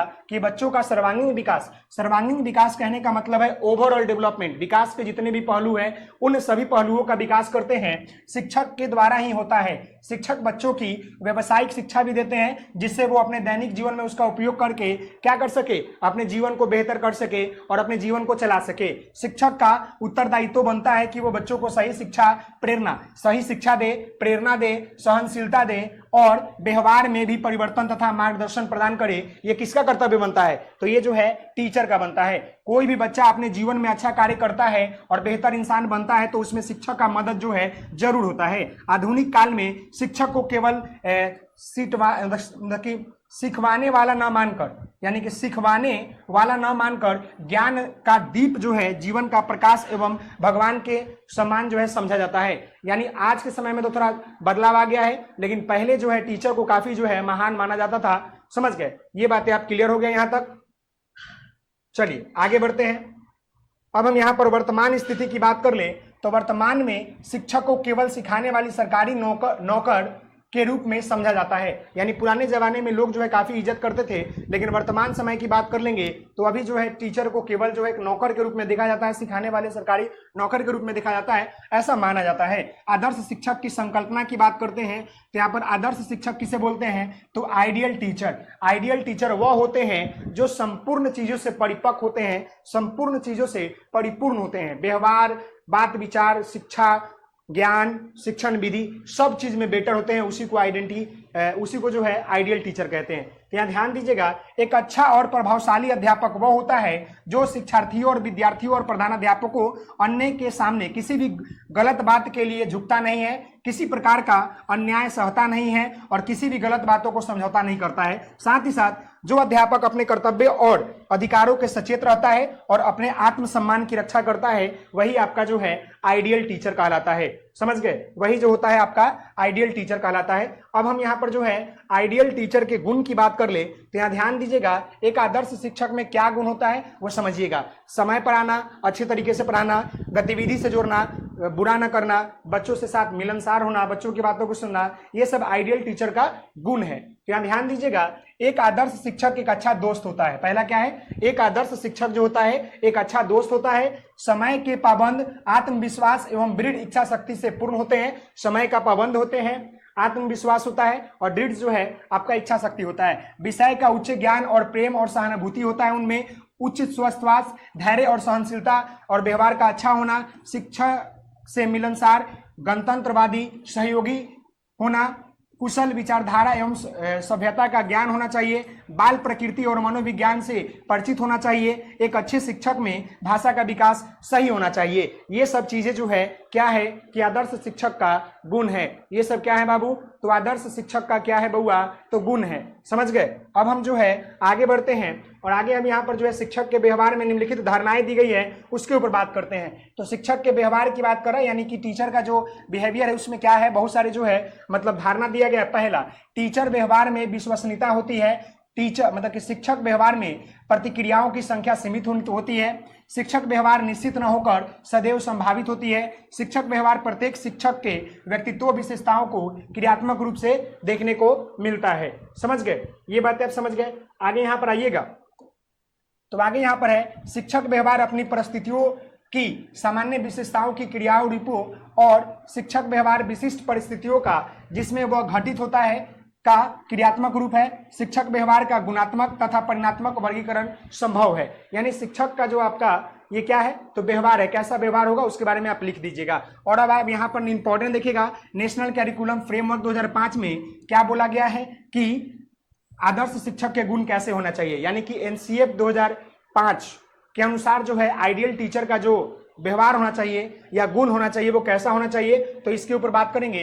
तो यहाँ पर ध्यान दीजिए बउआ, यहाँ पर ध्यान दीजिए कि नेशनल कैरिकुलम फ्रेमवर्क के अनुसार जो है आदर्श शिक्षक का गुण कैसा होना चाहिए। यहाँ पर ध्यान दीजिएगा, भारत के राष्ट्रीय पाठ्यचर्या की रूपरेखा 2005 में एक शिक्षक से यह अपेक्षा की गई है कि वो बच्चों को सीखने में एक सहायक हो जिसमें बच्चों को ज्ञान वह निर्माण करने में मदद मिले। यानी शिक्षक का वो माना गया है कि वो सीखने में सहायक बनाए बच्चों को और ज्ञान के निर्माण और मदद करे बच्चों को। एक शिक्षक भी एक शिक्षार्थी परामर्श प्रबंधन मूल्यांकनकर्ता और प्रवर्तक के रूप में कार्य करता है। शिक्षक सुविधा और सहायक के रूप में शिक्षकों की भूमिका में शिक्षार्थियों की उनके सीखने के सक्रिय प्रतिभागिता के रूप में देखने के माना जाता है, न कि ज्ञान को प्राप्तकर्ता के रूप में। एनसीएफ 2005 के अनुसार शिक्षक की भूमिका सुविधा दाता की है, यानी सुविधा दाता के रूप में जो है माना गया है उनको एनसीएफ में। समझ गए? अब यहां पर ध्यान दीजिएगा, तो अगला यहां पर आपका पॉइंट थर्ड है, अपनी धारणाओं चिंतन एवं व्यवहार को समझना, विभिन्न आयामों तथा उनमें बदलाव की समझ। अब यहाँ धारणा की बात कर ले, टीचर की भूमिका, तो एक शिक्षक को अपनी अस्मिता को पेशेवर अपेक्षाओं के अनुरूप विकसित करने हेतु अपनी धारणाओं चिंतन प्रक्रिया एवं व्यवहार को समझना होता है। साथ ही साथ एक शिक्षक की धारणा उनके स्वयं पेशे के प्रति उनकी अभिमुखता को प्रतिबंधित करती है।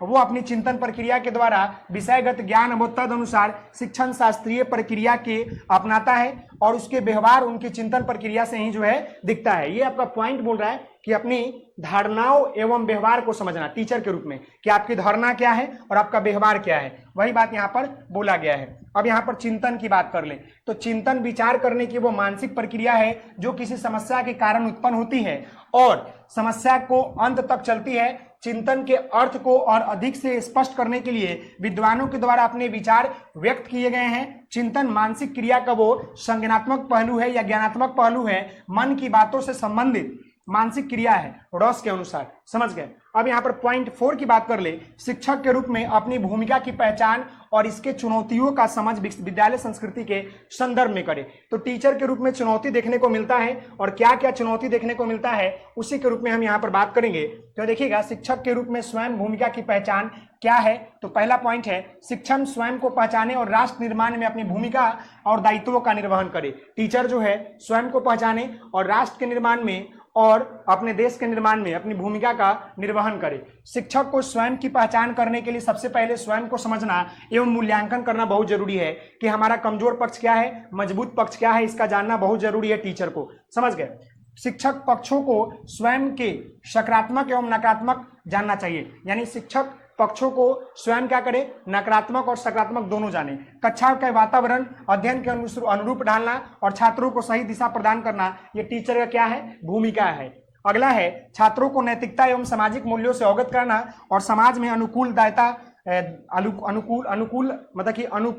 डालना शिक्षक का कर्तव्य है। छात्रों के सभी पक्षों के विकास में शिक्षक का मतलब शिक्षा प्रदान काफी जरूरी है। ताकि बेहतर तरीके से बच्चों का निर्माण व विकास जो है कराया जा सके। समझ गए, निर्माण व विकास जो है कराया जा सके।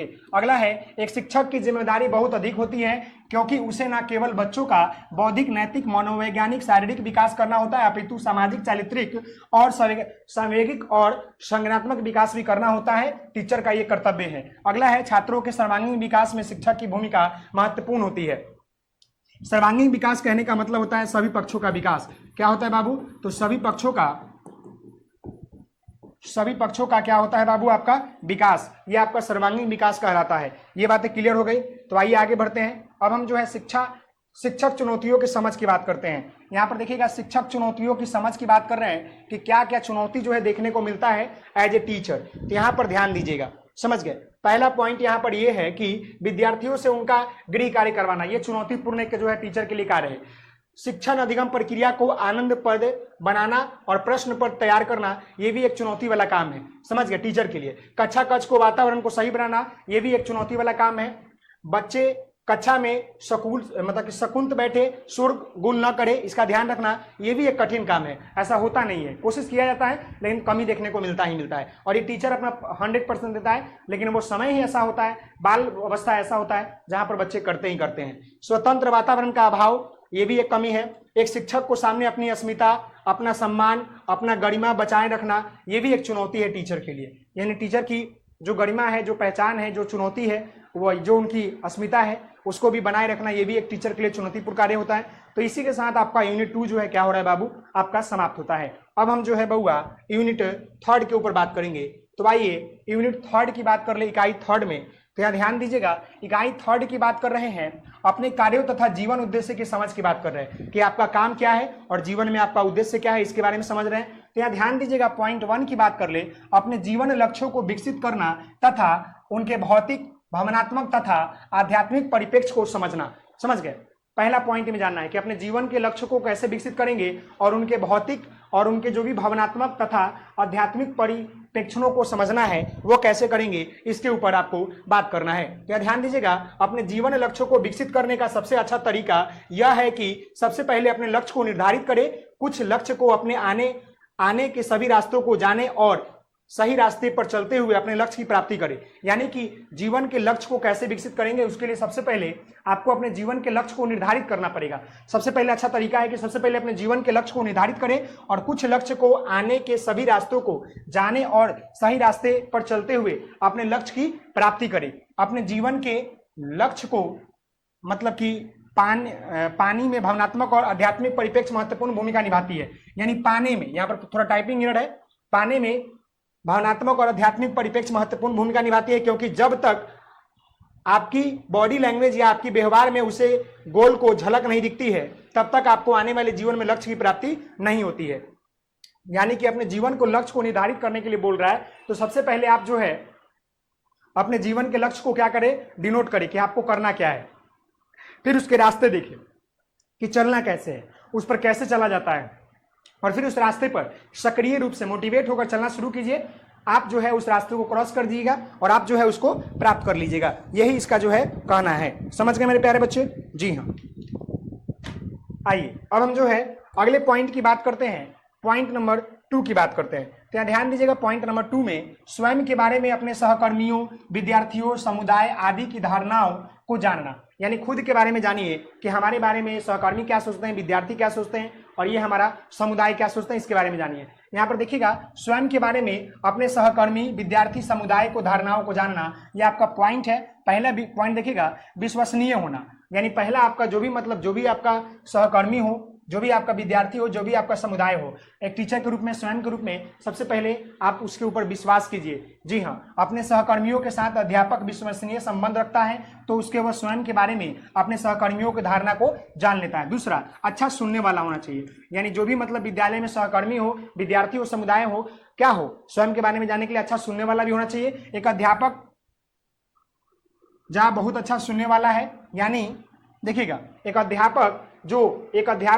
जो बहुत अच्छा सुनने वाला है, या ध्यान दीजिएगा, जो एक अध्यापक जो है बहुत अच्छा सुनने वाला है, यानी अपने सहकर्मियों को किसी भी बात को या उनकी समस्या को सुनने और समझेगा तो वो अपने साथियों के द्वारा अपने बारे में धारणाओं को जान पाएगा। यानी टीचर को अपने सहकर्मी, विद्यार्थी और जितने भी कर्मी हैं उनकी बातों को सुनना और समझना भी चाहिए। एक अध्यापक जब अपने सहकर्मियों को अधिक से अधिक जो है सहयोग करता है तो अपने आपस में समझ का बॉन्डिंग विकसित होता है और एक दूसरे को समझा जा सकता है। समझ गए? ये भी एक तरीका है स्वयं के रूप में जानना।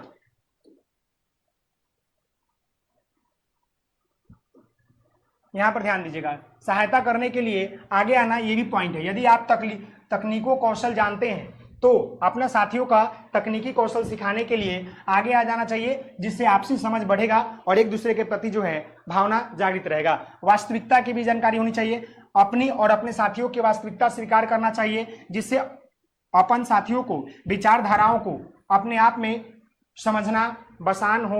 विद्यार्थियों का अध्यापक के साथ सीधा संबंध होता है। प्रत्येक विद्यार्थी अपने अध्यापक के बारे में अलग अलग विचारधारा होती है। जैसे कि अध्यापक का कोई विद्यार्थी अपना आदर्श मानता है तो वो उसे विचारधारा को अध्यापक के बारे में सकारात्मक होती है, लेकिन कुछ अध्यापक के बारे में कुछ विद्यार्थी विचारधारा क्या होती है उनकी अच्छी नहीं होती है, गलत होती है। अतः अध्यापक अपने बारे में विद्यार्थियों की धारणाओं को जानने के लिए वह बहुत सारी विधि अपना सकता है जो निम्न प्रकार के हैं। यानी आप जानते हैं कि टीचर हैं और बच्चे हैं, तो कई ऐसे बच्चे होंगे जिनकी अवधारणा अलग होगी, कोई मुझे अच्छा भी कहेगा, कोई मुझे बुरा भी कहेगा।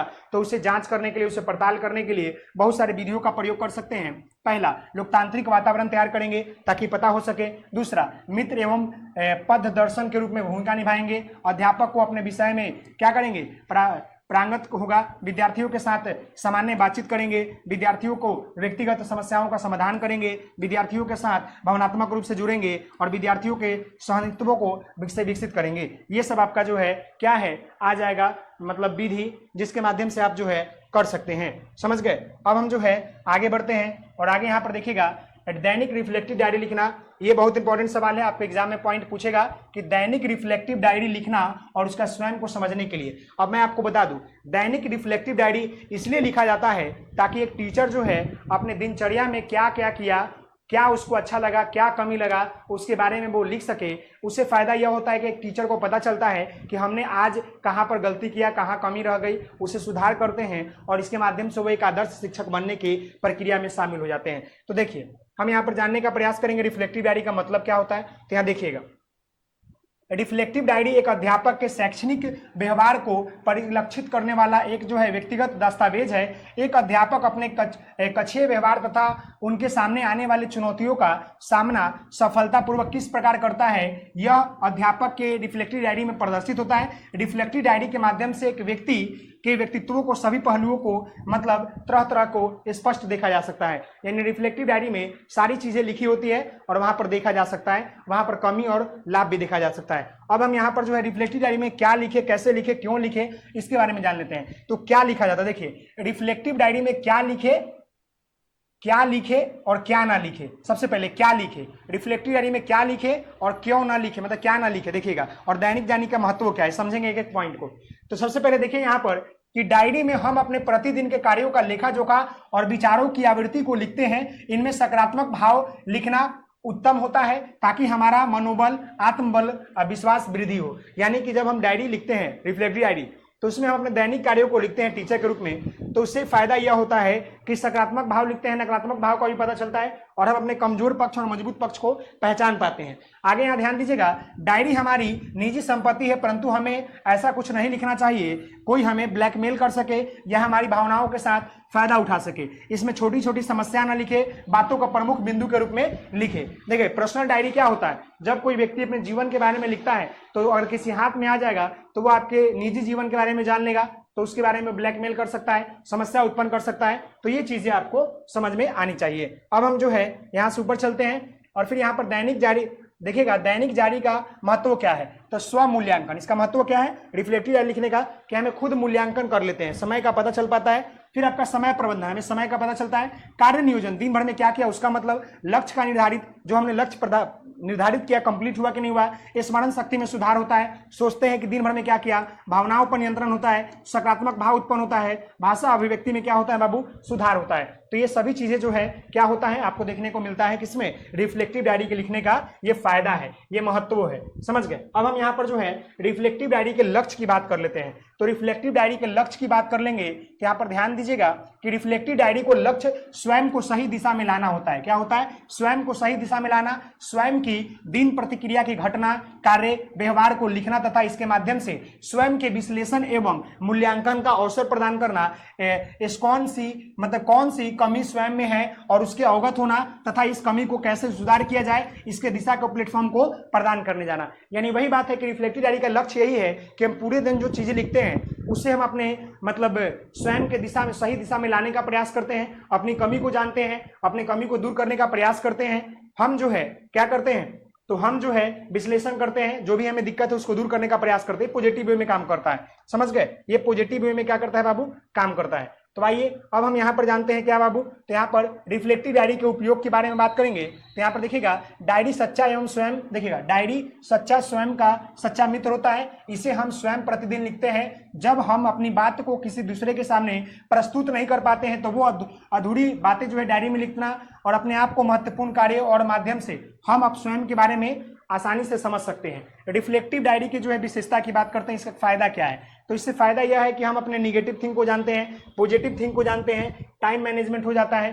पूरे दिन कार्य विश्लेषण हो जाता है, ये सब चीजें इसके अंतर्गत आपका आएगा। देखिए पहला पॉइंट, दैनिक रिफ्लेक्टिव डायरी में घटना, तथ्य, व्यक्ति, कार्य एवं व्यवहार को लिपिबद्ध किया जाता है। ये पहली इसकी जो है क्या है, विशेषता है। देखिएगा सृजनात्मक प्रक्रिया के रूप में दैनिक रिफ्लेक्टिव डायरी को सृजनात्मक प्रक्रिया के रूप में स्वीकार किया जाता है, क्योंकि इसके व्यक्ति अपने विचार को संश्लेषण और विश्लेषण के नवीन व्यवहारिक नियमों को, सिद्धांतों का सृजन करता है, समझ गए। आगे यहाँ पर देखिएगा, जब कोई व्यक्ति डायरी लिखता है तो वह विभिन्न प्रकार के तर्क वितर्क करता है, यानी उसमें जो है सोचता है, समझता है, क्या तर्क रहा, क्या वितर्क रहा, वह बहुत सारी बातें लिखता है। अगला है, डायरी लिखने में व्यक्ति के ऊपर कोई दबाव नहीं रहता, वह स्वयं का आत्मिक शांति के लिए लिखता है। डायरी लिखने में व्यक्ति के ऊपर कोई दबाव नहीं होता है, वो अपने मन के अनुसार जो उसकी इच्छा होती है वही वो लिखता है। इसमें कोई रोक टोक नहीं होता है, कोई दबाव नहीं होता है बउआ, समझ गए। इसमें व्यक्ति स्वयं का कार्य एवं स्व मूल्यांकन करता है। इसमें अपना व्यक्ति जो है कार्य भी करता है और अपना मूल्यांकन भी करता है कि हमारे अंदर क्या कमी रही, क्या विशेषता रही, इसके बारे में वो जानता है, समझता है। अब हम आगे बढ़ते हैं। तो रिफ्लेक्टिव डायरी को हम इस प्रकार से बना सकते हैं। देखिए रिफ्लेक्टिव डायरी को किस पर बना सकते हैं, तो पहला, डायरी में सबसे पहले दिनांक और दिन और पृष्ठ संख्या लिखे।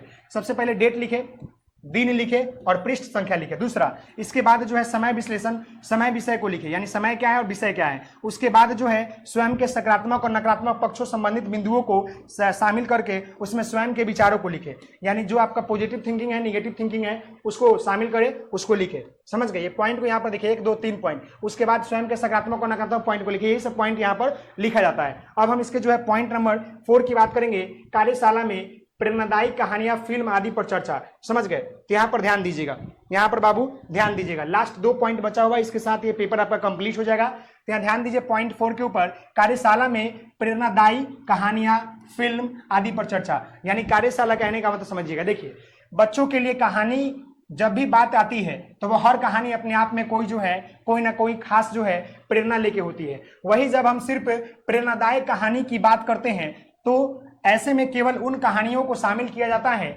जिनसे बच्चों को जीवन में अच्छे कर्म और व्यवहार को प्रेरणा मिल सके। यानी कार्यशाला में जो है यहाँ पर बात कर रहा है आपका प्रेरणादायक कहानियां और फिल्म की बात कर रहा है, तो हमें क्लासरूम में बच्चों को फिल्म और कहानी दिखानी चाहिए, सुनानी भी चाहिए। उससे बालक जो है मोटिवेट होते हैं, बालक के जीवन में काफी जो है बदलाव आता है, समझ गए। यहाँ देखिएगा कई ऐसे फिल्म होते हैं जिनके माध्यम से बच्चे अपने समाज को, देश के प्रेरित किया जाता है और तरह तरह की अच्छी अच्छी चीजें दिखाई जाती है, बातें बताई जाती है, जिसके माध्यम से बच्चों के अंदर अच्छा आत्मगुण का विकास होता है और भावी जीवन में उनका जो है प्रयोग करके अपने जीवन को बेहतर मार्ग की ओर ले जाते हैं। इसीलिए क्लासरूम में भी जो है प्रेरणादायक कहानियां और फिल्मों को चर्चा करनी चाहिए और दिखानी भी चाहिए, बात भी करनी चाहिए, ये बच्चों के लिए बहुत जरूरी होता है। अब हम जो है इस पेपर के अंतिम पॉइंट की बात करते हैं, जो पॉइंट नंबर हमारा 5 है बउआ। तो ये पॉइंट नंबर 5 की बात कर ले, अपनी खूबी को पहचानना, उसे प्रदर्शित करना और शिक्षण के रूप में तरीकों को समझना। सबसे पहले देखिए, सबसे पहले अपने आप को टटोले, अपने हुनर को पहचाने, अपनी कमजोरी के बारे में जाने,